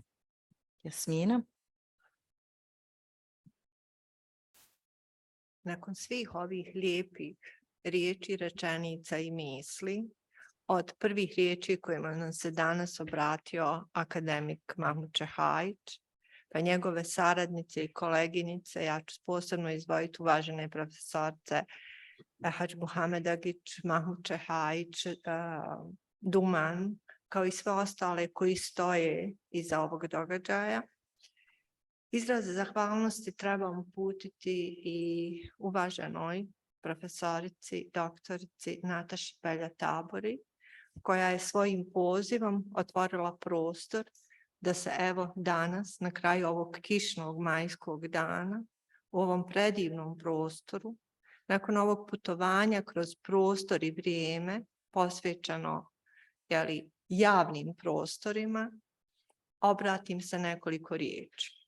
Ja sam, nadam se, evo, da upotrijebim tu riječ, nadam se da ste svjesni da uopće nije lako govoriti poslije svih vas, poslije vaših izvanrednih obraćanja, tako inspirativnih, tako svježih, nadahnujućih, ali pritom i strašno obavezujućih. Iskustvo profesora Roša, svježina i mladost naših mladih koleginica, njihovi nastupi, priznanje koje su odali uvaženoj profesorci Amri na njenom doprinosu, njihova međusobna komunikacija koju smo vidjeli na relaciji Nataša, Zina, Boris ili kojim god hoćete redom, zaista obavezuje, nadahnjuje i predstavlja tako. Šta na kraju jednog takvog dana prije diskusije mi kao ekonomisti da dodamo ili kažemo, ili oni koji pokušavamo da se bavimo razvojem. Vi vidite, ovaj naslov je u dogovoru i nastao u dogovoru sa doktoricom TABORI i zaista možemo i ovako javni prostor i tranzicija kao neke dvije paralelna toka misli i rada. Mogli smo reći da javni prostor u tranziciji, jer kazivanja koje smo danas čuli govori o tom kako se taj naš prostor mijenjao. Mogli smo govoriti o tranziciji javnog prostora ili tako. Ali evo za kraj birali smo da ovoj temi na kraju današnjeg dana pristupimo na sljedeći način. Znači ono što smo mi vidjeli i od kazivanja kojim je doktorica TABORI danas otvorila, kad nam je riječju i slikom dala jedan presjek stanja javnog prostora u području ili na području Sarajeva. Da li govorimo o gradu, o kantonu, govorimo o Sarajevu. Ono što smo vidjeli, ne bih rekla da nam se nešto dopalo, a posebno kad imamo u očima, u mislima sve ove slike, uključujući slike koje smo vidjeli u posljednjoj prezentaciji i posljednjem kazivanju danas. Ali isto tako u ukazivanjima mojih kolega i koleginica koji su danas govorili, nekako jedna je misao zajednička. Javni prostor, nažalost, teška srca moramo reći, on jeste refleksija naše nutrine. Ono što bi ponekad, neću reći svih, uvijek imamo izuzetke, ali on reflektuje ono što mi jesmo, ono što su naše vrijednosti, ono što je naša koordinacija, što je napor, naš napor, ono što je naše poimanje i pristup razvoju i ono što pojedinačno i individualno i na nivou zajednica, bilo da je to kvartovi ili mjesne zajednice, općine i gradovi kao jedinice lokalne samouprave, grad, kanton, bilo na koji način ove zajednice da vidimo. I mi to vidimo kao javni prostor u 23. Mislim da to opisivati možemo. Možemo opisivati u vremenu i u prostoru. Moje kolegice i kolege su zaista dali dovoljno slika i dovoljno su stvari i riječju i mislima i riječima i slikama pokazali. Ono što mi kao ekonomisti, kad se suočimo s tim, šta je to što se nama pojavi kao pitanje? To je, a toliko novaca se iz različitih budžeta izdvaja za taj javni prostor. Taj prostor, takav kakav je, s jedne strane nas baš ne pokazuju u najboljem svjetlu, na ovim primjerima koji smo vidjeli, a s druge strane mi znamo da to apsorbira tako velika financijska sredstva. Možemo govoriti o budžetskim, možemo govoriti o drugim i ukupnim sredstvima. Iz budžeta općina, budžeta grada, budžeta kantona, ali i viših nivoa, s obzirom da su ovdje locirane sve entitetske ili najveći broj entitetskih i državnih institucija. U istom času, kao ekonomisti, pored tih financijskih sredstava vidimo i čitav niz sredstava koji je po osnovu javno-privatnog partnerstva, međunarodnih projekata. Vidimo veliki broj organizacija, institucija kojima je posao briga o javnom prostoru. Vidimo veliki broj radnih mjesta. Šta vidimo? Vidimo, pored tih efekata vezanih za propitivanje odnosa između količine budžetskih i drugih sredstava koji se apsorbiraju za potrebe ili u javni prostor po bilo kom osnovu čišćenja, održavanja i tako dalje. I vidimo taj odnos količine i tog kvantiteta finansijskih sredstava i kvaliteta. U istom času to stanje koje vidimo, kao ekonomisti ga vidimo i kao niz pozitivnih ili nažalost negativnih eksternalija koji udaljavaju različite poslovne sadržaje iz tog prostora. I tako bi mogli sad jedan po jedan. Vidimo nedostatak, odnosno vidimo one stvari koje su vezane za diferencijalnu rentu 1 i 2 i tako dalje. Ono što se ovdje može postaviti kao pitanje, to je ako je to tako, ako je ovo stanje refleksija te naše nutrine, postoji li mogućnost ili kakva je mogućnost da postavimo pitanje, a kako taj naš prostor 2023. Promijeni ili tranzitira u prostor 2030.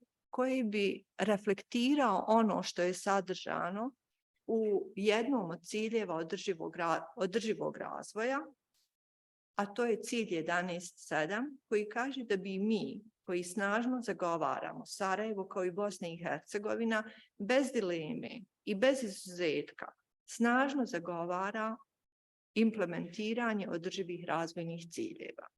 Jedan od tih ciljeva, a mi nismo se ni u političkim, ni u naučnim, ni u akademskim krugovima, pa ni na individualnom nivou, nemamo nikakve zadrške ni rezerve prema održivim razvojnim ciljevima, prema agendi 2030, koji kaže da mi želimo da taj naš prostor bude siguran, da bude inkluzivan, da bude pristupačan, pa onda tim konsenzusom koji je postignut na globalnom nivou kaže se za žene, za djecu, za osobe treće životne dobi ili stare i za osobe koje ima neke druge specifične. Kolegica RUŽDIĆ je govorila o ovim određenim manjinama i tako dalje.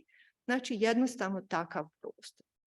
Ono što se postavlja kao pitanje, da li takav prostor može biti rezultat neke intervencije koja bi onda kao intervencija, ako je javni prostor refleksija onog što mi jesmo, postoji li mogućnost da mi mijenjamo javni prostor pa da onda javni prostor povratno djeluje na nas i da mi onda, nakon samo 7 godina, što je relativno kratko vrijeme, zaista postanemo kao pojedinci i kao razne zajednice, bilo koja zajednica, od tog mikro do makro nivoa, zaista budemo zadovoljni onim osnovnim egzistencijalnim potrebama, a jedna od tih je sigurnost.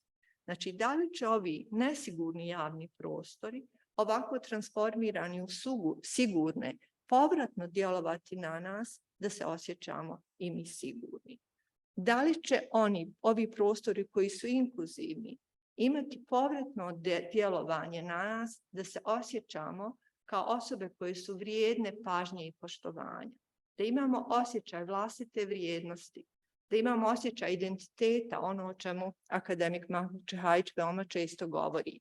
Znači, identitet, kako je moguće da se to ne vidi u našem javnom prostoru, da mi imamo tradiciju, da smo tolerantni, da imamo talente, kako taj naš prostor koji smo vidjeli u ovim prezentacijama ne odražava ni vjerske, ni kulturne, ni druge identitete. Ovdje kad sam rekla, kad gledamo ovaj javni prostor 23. ili javni prostor 2023, istog časa vidimo one silne, ali nikad ih nije dovoljno, konferencije, radionice, koje su propitivale upravo javni prostor. Da li bi to povratno moglo da djeluje da se osjećamo kao oni koji su slobodni od bijede neznanja, kako to Amartya Sen kaže u svom poznatom radu koji je nekako generirao i nalazi se u temeljima i održivih razvojnih ciljeva i drugih razvojnih ciljeva. Da li je to moguće? Ako je ovo moguće, onda oko ovog upitnika i Forum Bosna i univerzitet i jedinice lokalne samouprave i akademska zajednica mogli bi da se koordiniraju, da se okupe i da probaju da ponude kako da se transformacijom prostora transformiraju pojedinci i zajednice. Ova jednostavna šema zaista otvara dosta prostora i o njoj možemo razgovarati onoliko koliko imamo vremena i koliko imamo inspiracija i ideja, a danas smo vidjeli da ih imamo. Ovdje bi se mnoge ideje naše kolegice RUŽDIĆ, naše doktorice TABORI i svih drugih mogle naći svoje mjesto.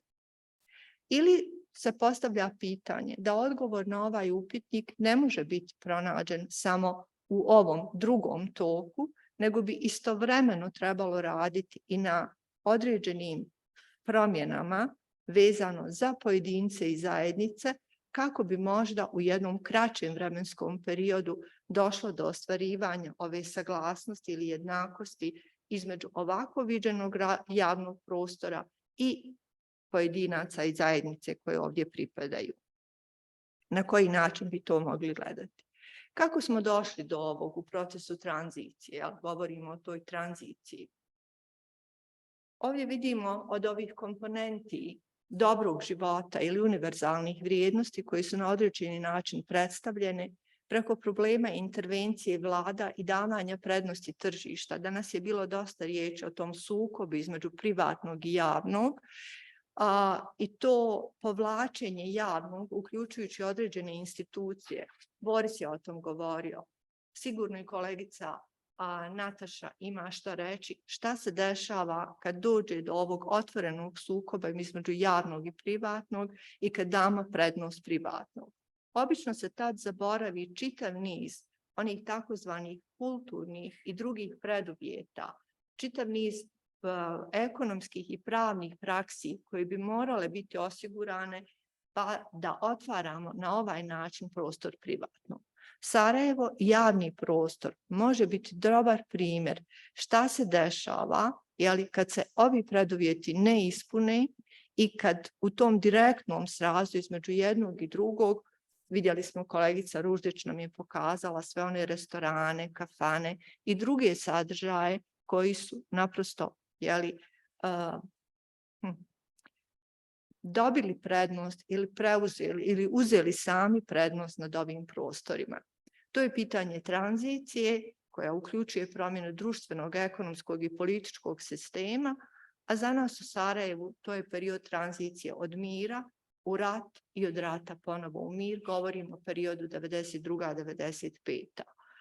U to vrijeme na globalnoj sceni dolazi do ovih konsenzusa Vašingtonskog, a kasnije i Santiago konsenzusa 98.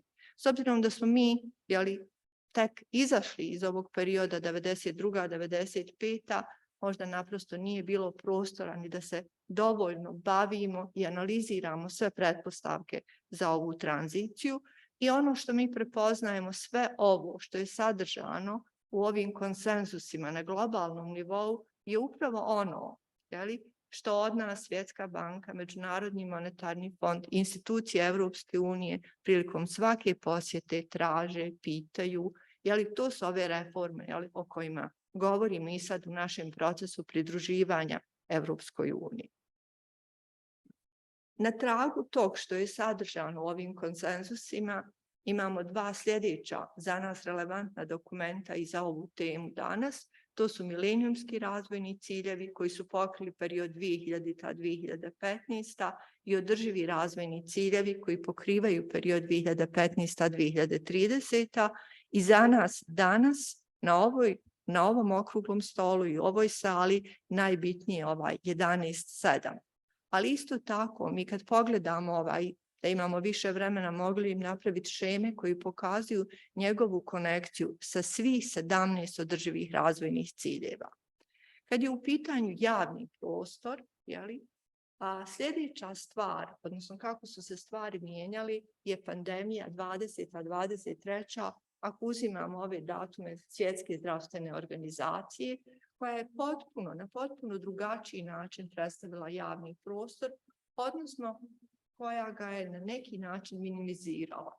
Nije bilo nekog interesa za javni prostor u vrijeme, osobito na prvoj godini, pa i u prvom dijelu druge godine pandemije. Sljedeća stvar koja govori da javni prostor, kao i sve, pantare, i sve se mijenja, sve teče. Znači, ne samo da ovi procesi idu, nego ti procesi imaju svoje refleksije i sam javni prostor se mijenja.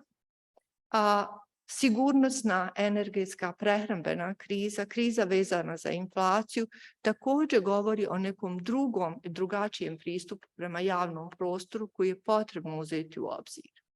I dolazimo do elemenata koji bi trebali posebno imati u vidu kad danas promišljamo, kad se pokušamo staviti u položaj institucija koje su odgovorne za planiranje i upravljanje razvojem i svih onih koji donose na nivou zakonodavne i izvršne vlasti odluke.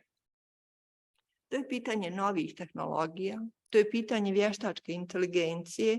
Mogli smo možda danas napraviti jednu vježbu pa tražiti da nam vještačka inteligencija ponudi svoje viđenje javnog prostora do 2030. jer određene simulacije za Sarajevo već postoje i postoje odgovori na ta pitanja. Ono što treba imati u vidu, jer nove tehnologije i vještačka inteligencija otvaraju neke druge prostore koji nas čine ili nas omogućavaju da se obrazujemo, da radimo, da komuniciramo, da kupujemo, da se zabavljamo, a da ne ulazimo u područje javnog prostora. Šta će onda biti sa svim tim prostorima? Kako će se to pitanje rješavati u narednom periodu? Šta s tim investicijama? Kako će se one vraćati? I dolazim do posljednje tačke u želji da što kraće govorim. To je do ovih fenomena, ne znam da li imam pravo, vi ste svi bliži i bolje vladate izborom riječi, a posebno akademik Mahmud Čehajć, mi je vrlo teško tu govoriti i to je ova pojava socijalnog povlačenja ili kako to u Japanu kažu hakikimori, gdje imamo preko 1,5 miliona, što je otprilike 1% stanovništva Japana koji se potpuno povlači. U prvi čas pomislimo da su to mladi ljudi zbog nekih problema u procesu obrazovanja, ali analize i istraživanja govore da u toj kategoriji imamo skoro svi starosnih dobi i da taj broj raste. Da je riječ o fenomenu koji brine, govore i podaci gdje su u kojim sve zemljama identificirani određeni skupine ili određeni brojevi onih koji se povlače i koji potpuno napuštaju javni prostor i zatvaraju se u prostor jedne sobe ili najviše jednog stana. Sljedeća stvar, to je nasilje i sigurnosti kojima ovih dana nažalost svi svjedočimo i tog copy-paste ili kako se već zove taj fenomen prenošenja, što opet djeluje na naše povlačenje iz javnog prostora. I sad se postavlja, znači ovo je ono što mi vidimo i što treba imati na umu, koji je to javni prostor koji će nama u narednom periodu trebati. U Sarajevu imamo imigracije, imamo, neću reći depopulaciju, ali možda bi to bilo najbliže istini, imamo promjenu starosne strukture i čitav niz drugih fenomena.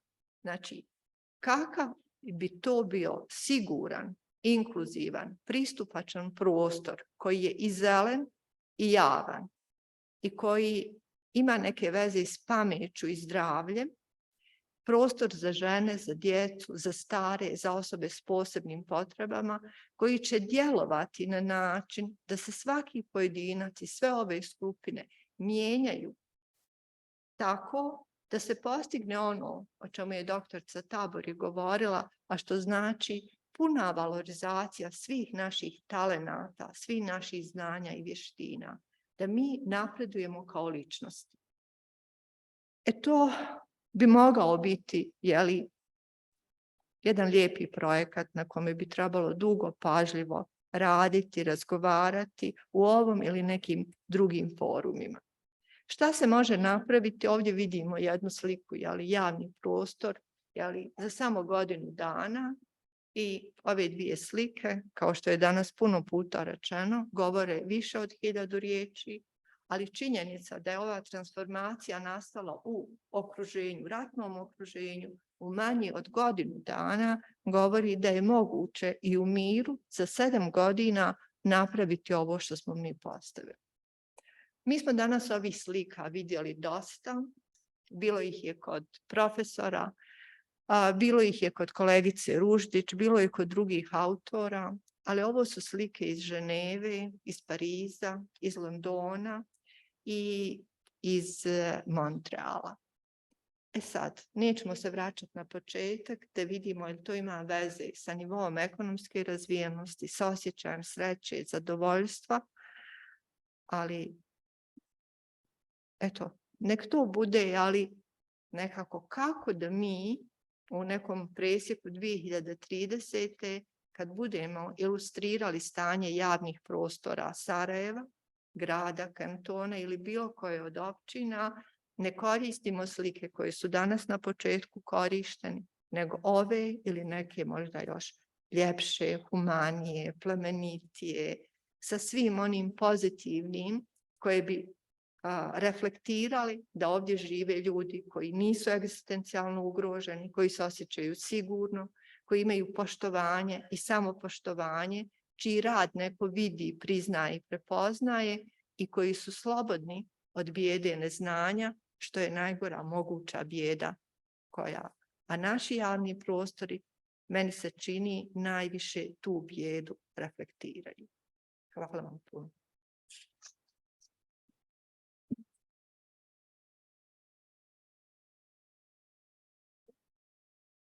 Hvala profesorici doktorici Osmanković. Došli smo do kraja, sve smo saslušali. Mislim da smo imali potpuno održivi pristup jer smo čuli i zaštitare i ove koji se bave ekološkim temama i planere i ekonomiste. Dakle, ono neko sveto trojstvo ekonomije, planiranja i zeleni i kočenja planiranja. Mislim, to ja kažem, potpuno sam šokirana, nisam imala te detalje, to je strašno, ali to je upravo dio ovoga, hajmo obezvrijediti potpuno planiranje da onda možemo raditi što želimo. To je jako lijepo osmišljeno, ali nadam se da se nećemo dati. For our colleagues online, this was the last lecture. Our colleague, Professor Dr. Osmanković, spoke about the economic aspects of transition or transformation of public spaces. And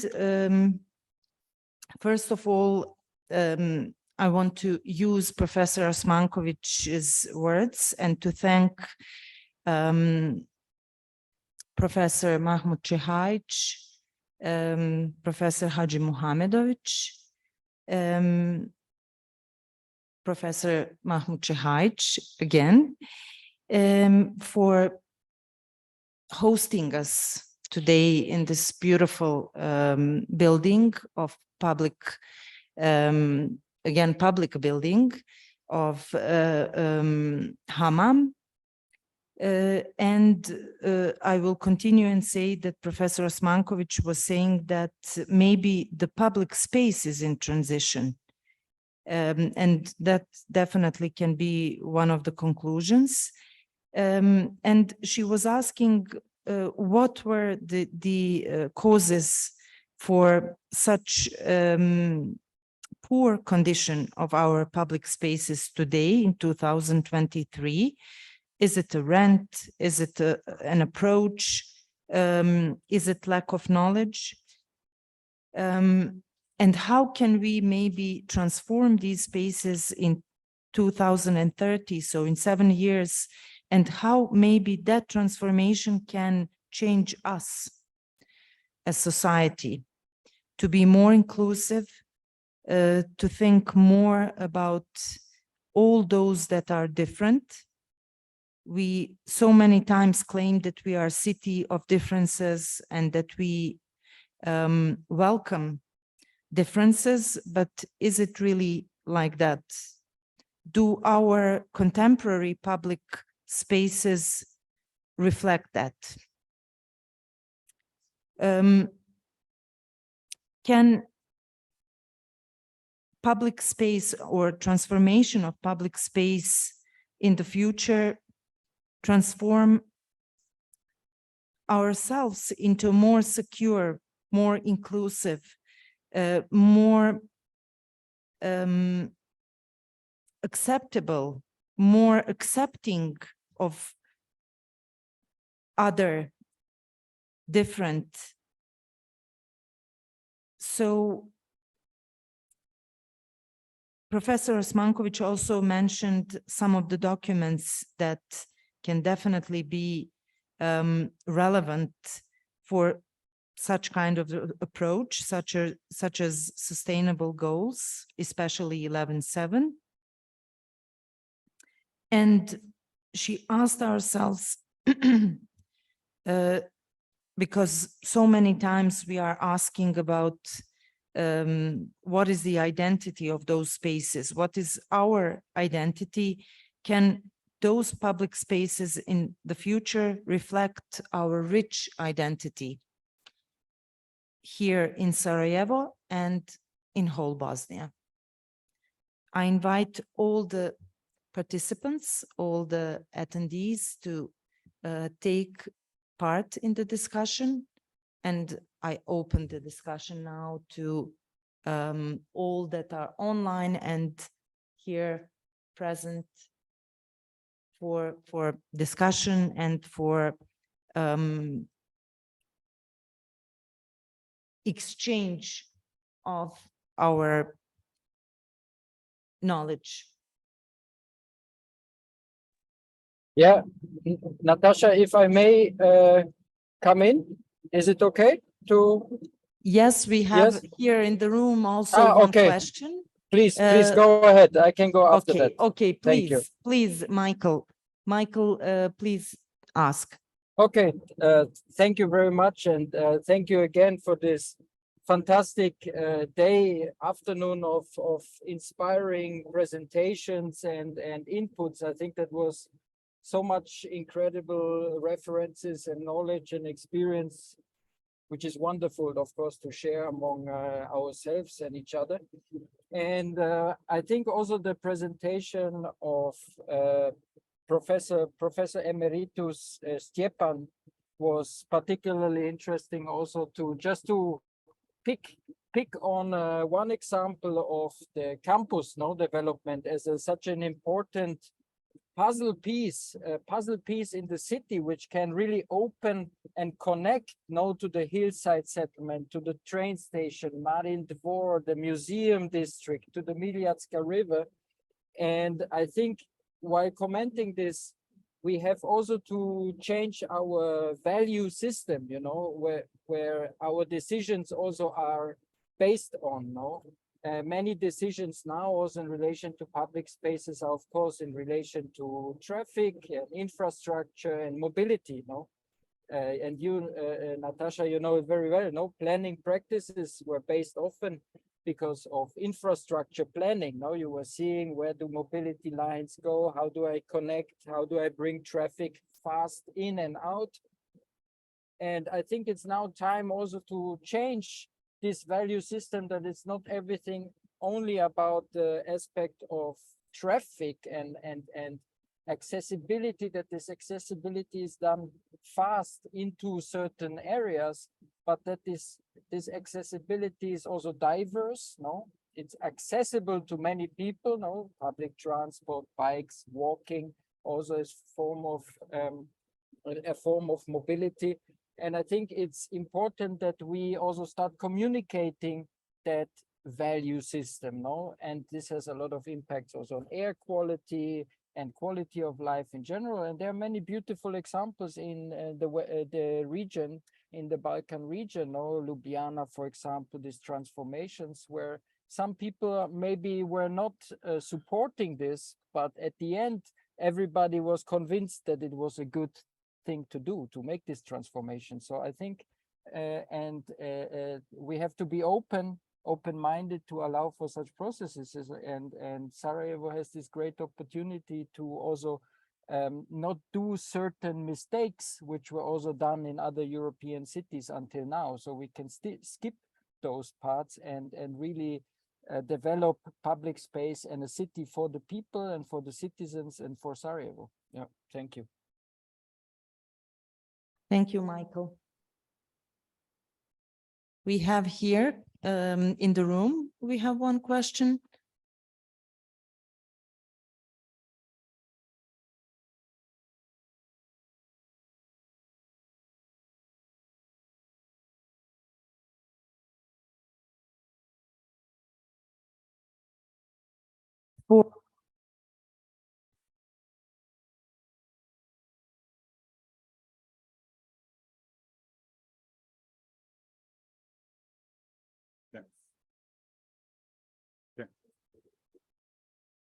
Okay.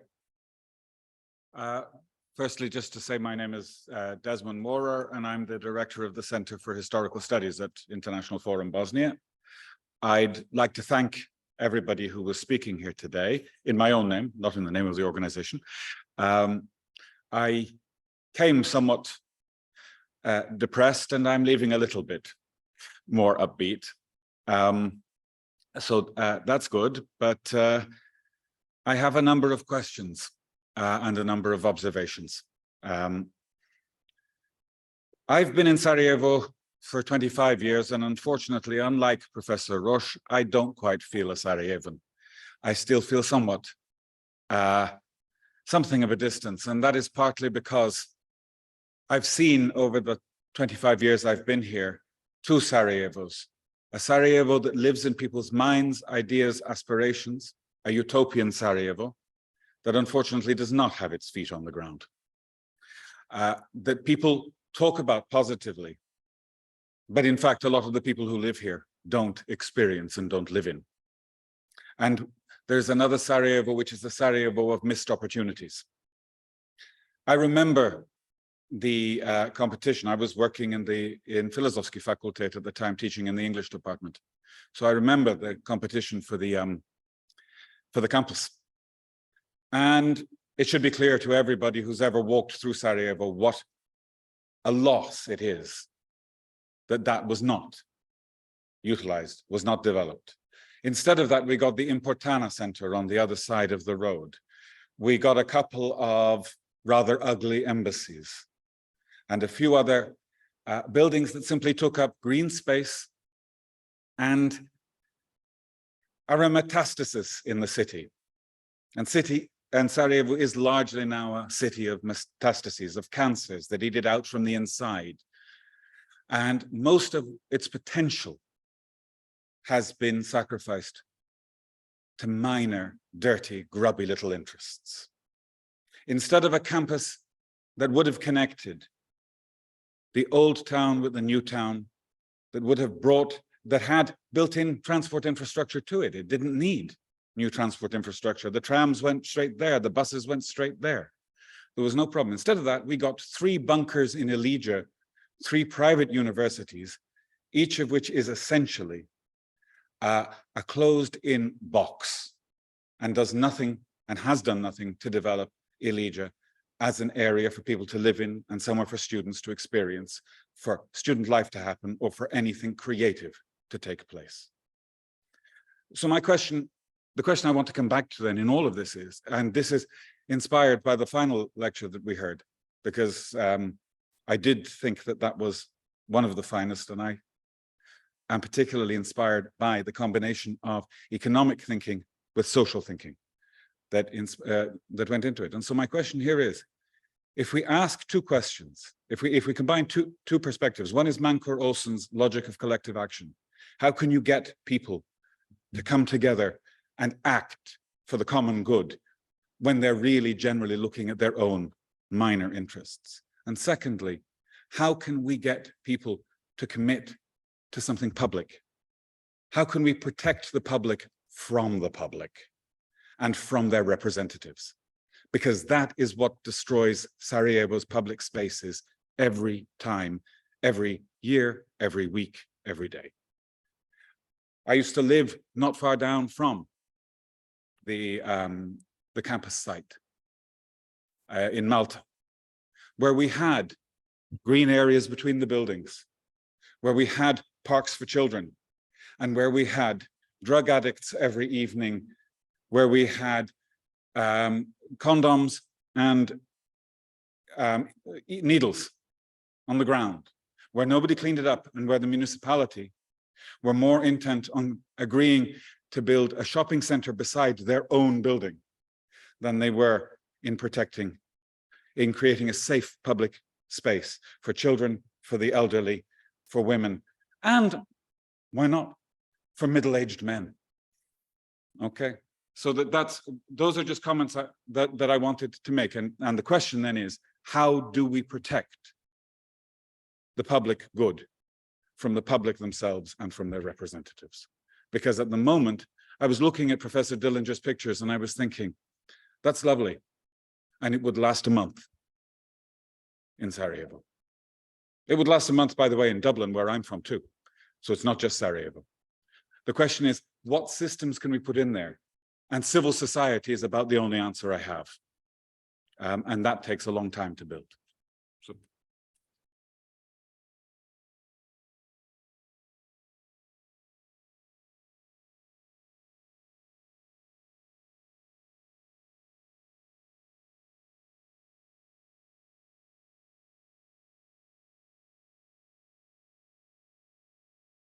Thank you so much for a very relevant question. I think the main intention of this panel was exactly to at the end to come to such kind of questions, because I think in the last 3 decades we were very focused only on private and also private space, but it also transmitted a message that only private is important and public doesn't matter. And I think we built such kind of society. And as you said, it really takes also education. It takes to rebuild the civil society again, in which we transfer the message to our children that public is the main thing and not only what you have for your private activities. So I would like also other participants to pose questions, or if they have an answer to the posed question, which is, I think, very, very relevant. And this is the main thing. It seems so, detailed in spatial planning, public space.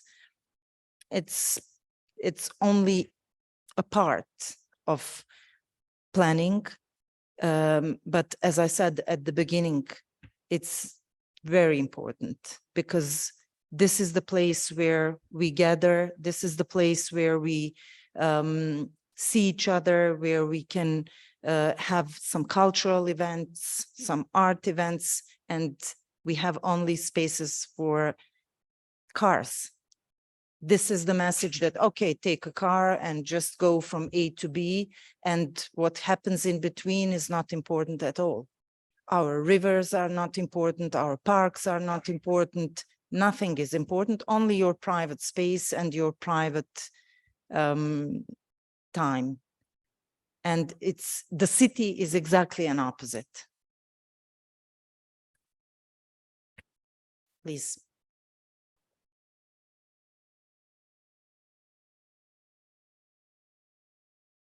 Thank you very much. First of all, thank you, Dr. TABORI, for organizing such an interesting panel, and thank you to all speakers for the contributions. The time that we have spent and that we are over the time planned for this panel tells enough how a burning issue we are talking about, and how important it is to gather, to have these meetings, to discuss and to act both through words and through deeds, through work. So the question is how to convert our words, discussions into the effects, into the words. So that is the general, and I'm really grateful for everything that I have heard.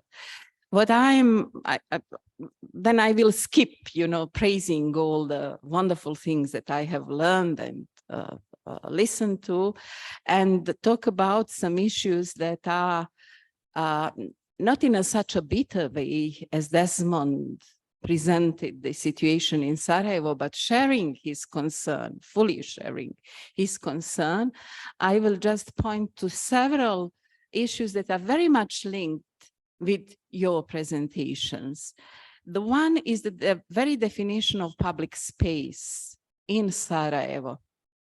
That public space and relation towards the definition of public space reflects cultural memory and culture of life, culture in totality.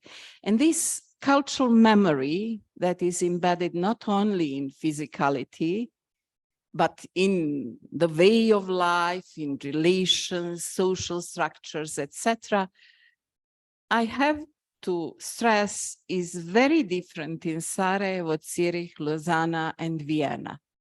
While we are looking forward for the technological advantages and lessons that you have learned through using them and harnessing them for the development of cities, I also would like to ask the team from Bosnia and you, dear colleagues, that you are investing your time, energy, and knowledge to have in mind this specificity of culture in Bosnia, in details and in totality.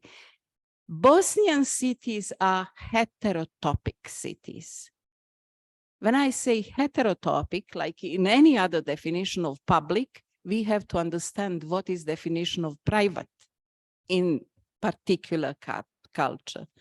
Definition of public space in Bosnia is, I would really contest this definition of the wonderful definition that Zina quoted of one very important person for development of Bosnia, for understanding Bosnia. Grabrian, two giants, Grabrian and Neidhart, worked here, came from outside and understood the beauty, complexity, and potential of Bosnian culture. And they really contributed through their thought to understanding. But it was the modernist period.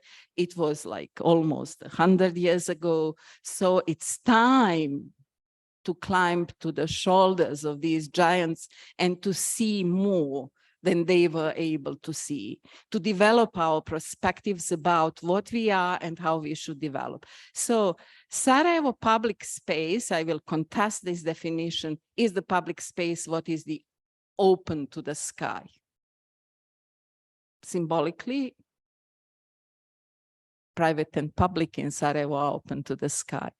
But in physical sense, let's analyze morphology, structure of Sarajevo, and it deserves very serious scientific approach to study, to understand, and to identify what is the definition of this public space. How Sarajevo works in this heterotopia, the other space. We do not have in a structure of Sarajevo large open spaces. We have never had any kind of attempt to establish these large open spaces in Sarajevo that was a garden city. In its structure were destruction of the city. So this relationship between public and private, semi-private, the other spaces that you enter for the certain purpose, like the yards of the temples, of the mosques, etc., with a certain preparation for that, to be clean, etc., are the spaces of value, identifying this structure. And this kind of relationship is important to be continued in the future development of Sarajevo for the continuity that is the foundation of sustainability. Everyone knows that continuity is foundation of sustainability, and especially foundation of resilience. That is the top, like a term, or the hot term that we use today. So Sarajevo, through respecting its cultural memory as reflected in physical structure and its morphology, has a potential of resilience. And Sarajevo has expressed this ability of being a resilient city during the siege. What made Sarajevo resilient? Its culture of living, its culture of gardening, its culture of private life, its culture of building. So this is lesson to be learned. And that lesson has to be included in the planning of or programming transformation of Sarajevo. Although transformation has to be probably understood as some kind of evolving city. So I plead to the team working on this program to include very strong and relevant team of those who will study this continuity and culture. And as Professor Roche mentioned, some kind of stereotypes that some municipalities understand.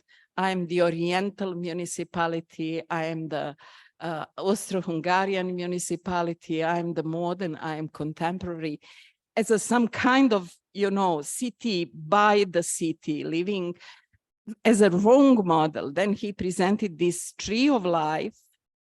But what is the concept that is very well known in this theory of that is much more complex, and that is presenting what is mutable, what can be changed in this structure and morphology, these branches and the leaves at the branches, and what is the stable, what is unchangeable concerning the roots, the stem, etc.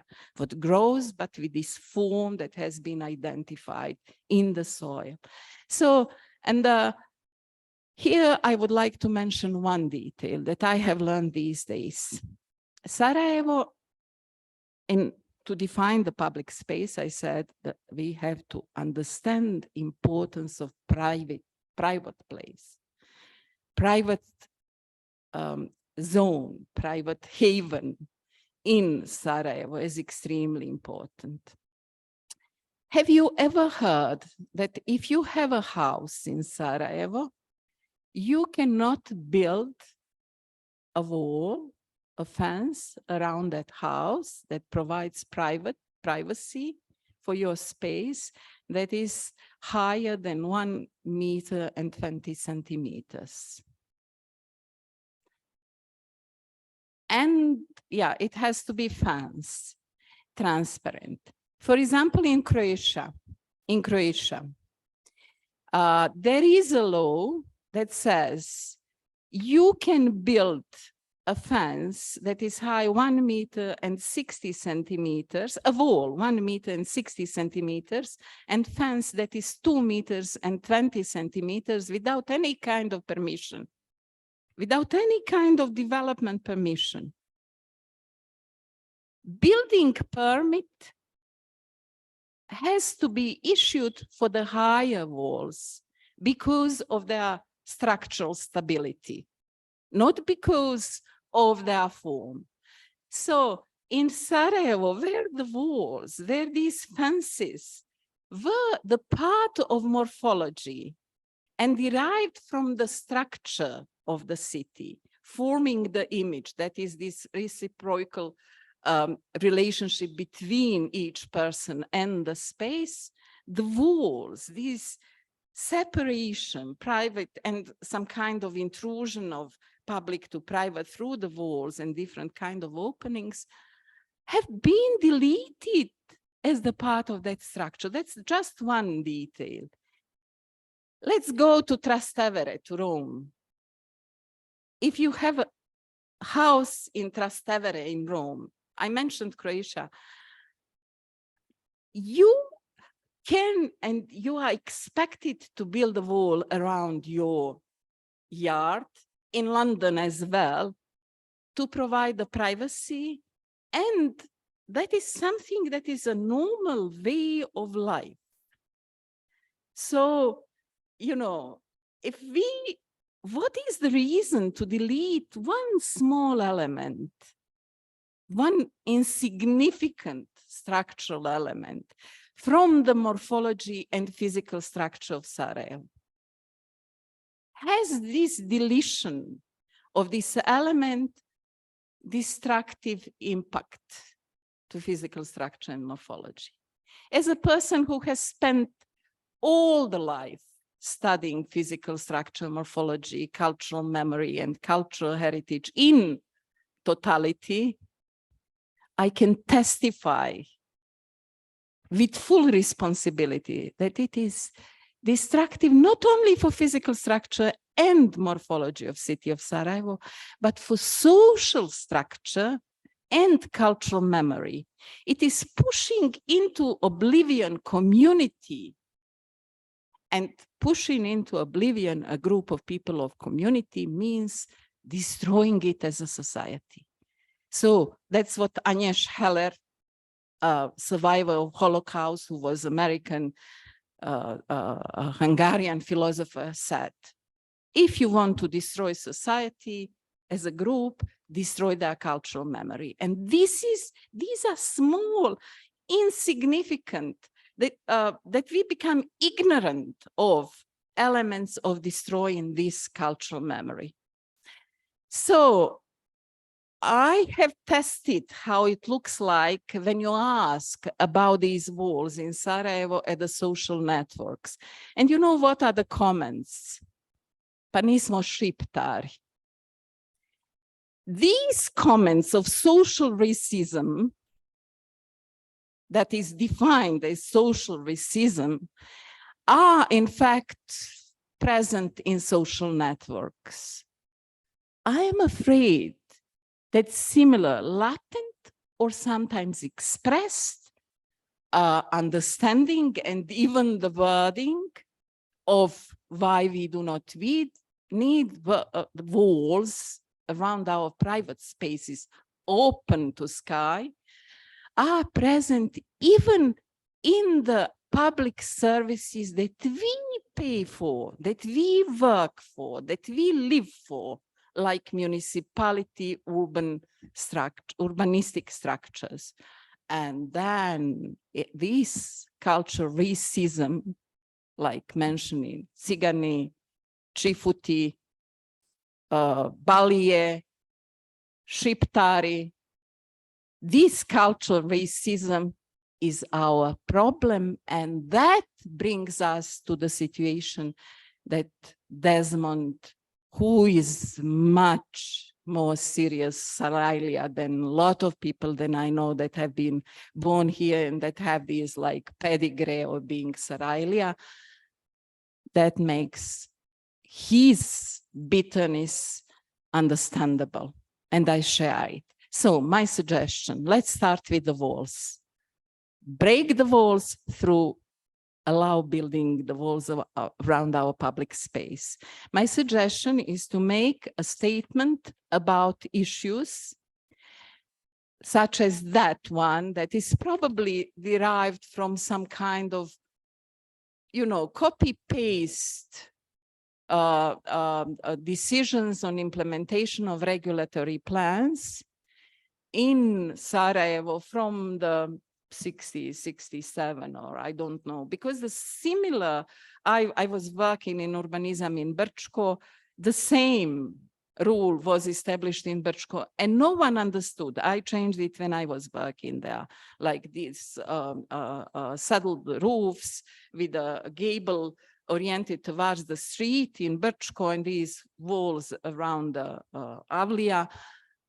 We changed it because it really was destructive to morphology of Brčko. Let's start with that. Let's point to this kind of element of physical structure and urban morphology as something that should be declared null and void in all our documents. And let's give some responsibility to Institute for Protection of Cultural Heritage.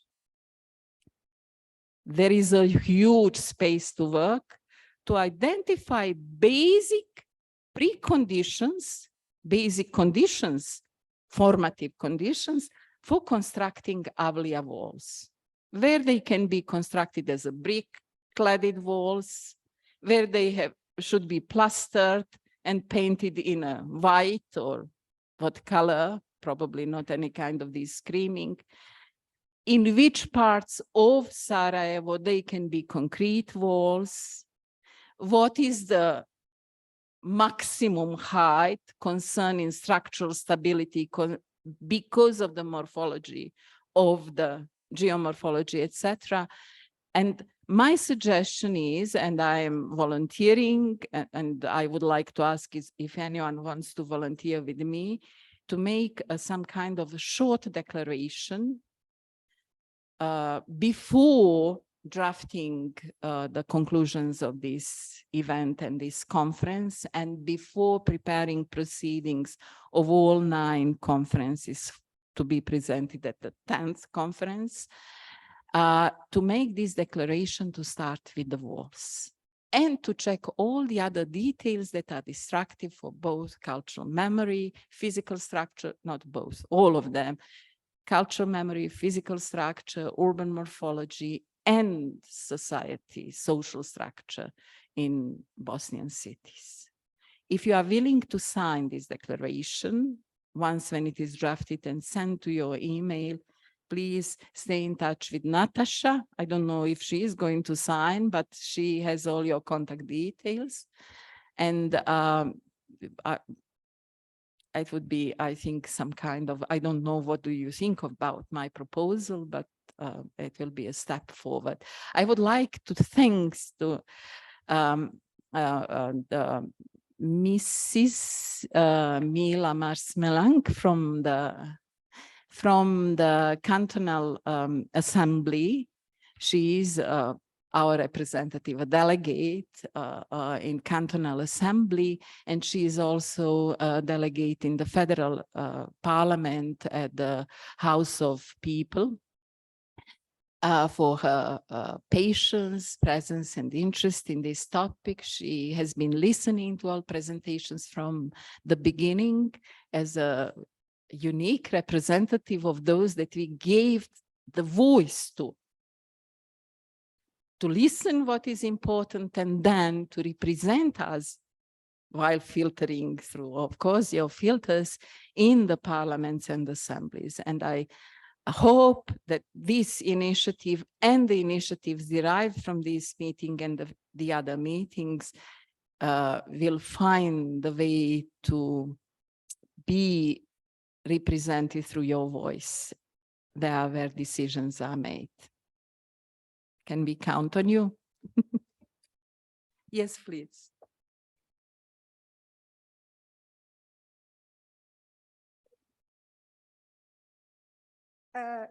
Hvala, nisam planirala obraćati se, došla sam da čujem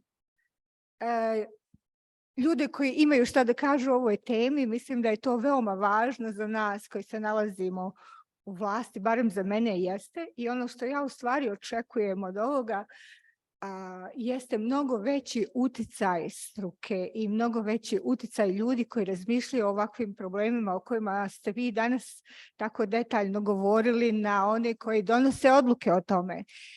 Ono što je potrebno nama u skupštinama i parlamentima jeste da imamo taj glas na osnovu kojeg ćemo moći donijeti kvalitetne odluke, jer izgleda da su oni koji imaju novaca mnogo glasniji i imaju jači uticaj, ne samo zato što taj novac služi kao podloga za taj uticaj, nego zato što se inače malo čuje glas ljudi iz ove oblasti, iz urbanizma posebno posljednjih godina, a prilika je sada, jer ćemo donositi nove planove i urbanističke i planove različitih nivoa, da se na te planove utiče. Ja sam oduvijek bila zainteresovana za ovu temu, jer sam je i sama završila likovnu akademiju, ali mislim da su ovo oblasti koje su užasno kompleksne, koje malo ko razumije u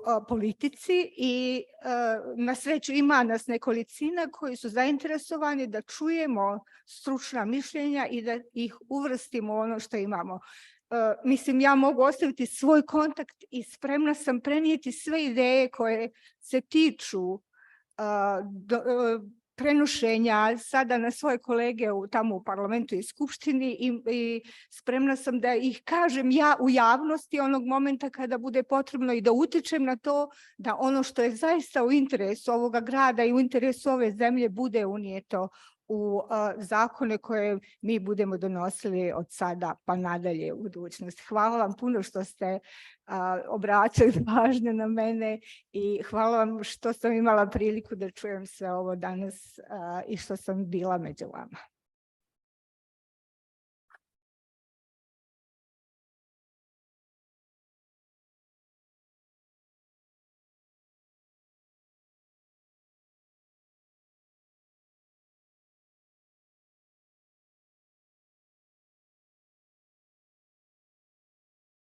Just in few words, I would like to conclude, to thank everybody who was very patient, who were very patient until the end, and who sat here in this beautiful environment.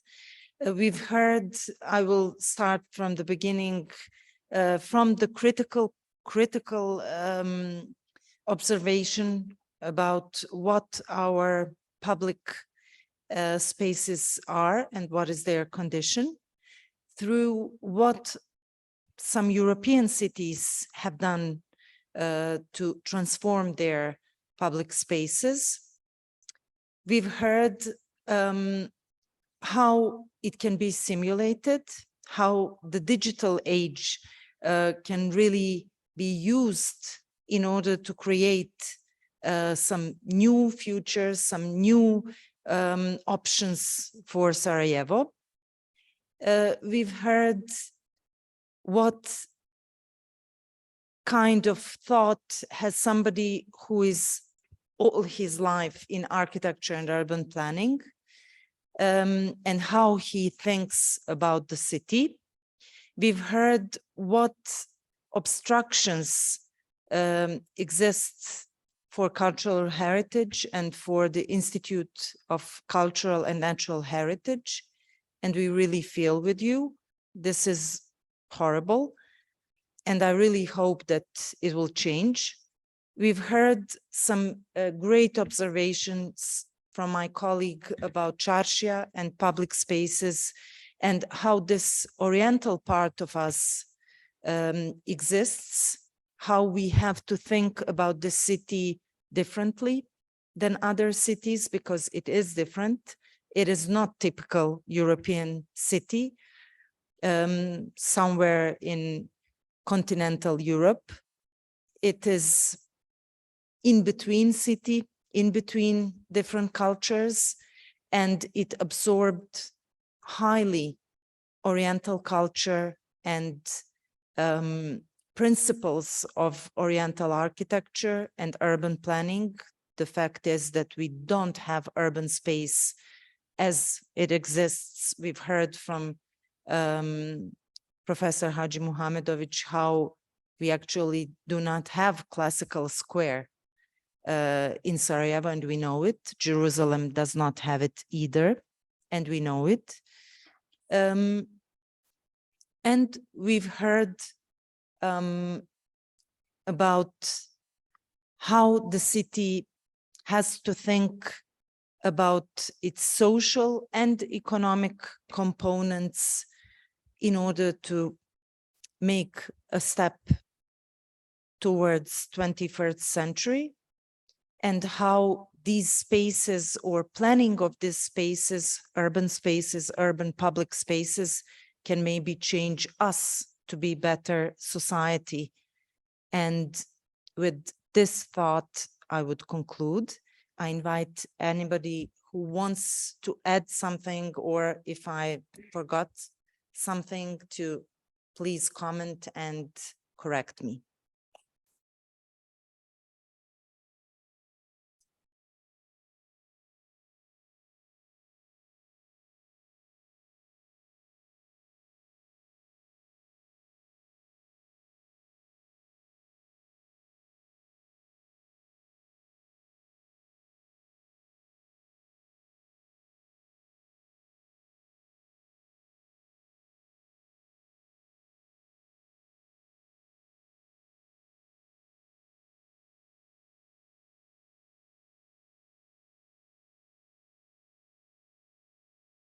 My dear online colleagues that participated until the end, Professor Dr. WALCZAK, Zina, my colleague, and Franca and Camille, if you are still there, I want to thank you once again. Thank you for enriching this conference. Without you, it wouldn't be the same. With these words, this conference is closed. And I hope to see you, of course, in Sarajevo for some other occasions, and maybe for some other conferences as well. See you. Thank you very much, Natasha, for the Thank you. invitation again. And looking forward to also conclude all these discussions into our work. I think it was very fascinating. Thank you. Hvala Nataša još jednom na pozivu i hvala svim učesnicima koji su doprinijeli danas ovoj diskusiji. Hvala Zina, vidimo se. Ćao, vidimo se. Ciao Zina, was Bye. good to see you. Ciao. Hi Michael, pleasure to see you like this. Yes, see you soon. See you soon. See you soon, bye. Bye, bye-bye.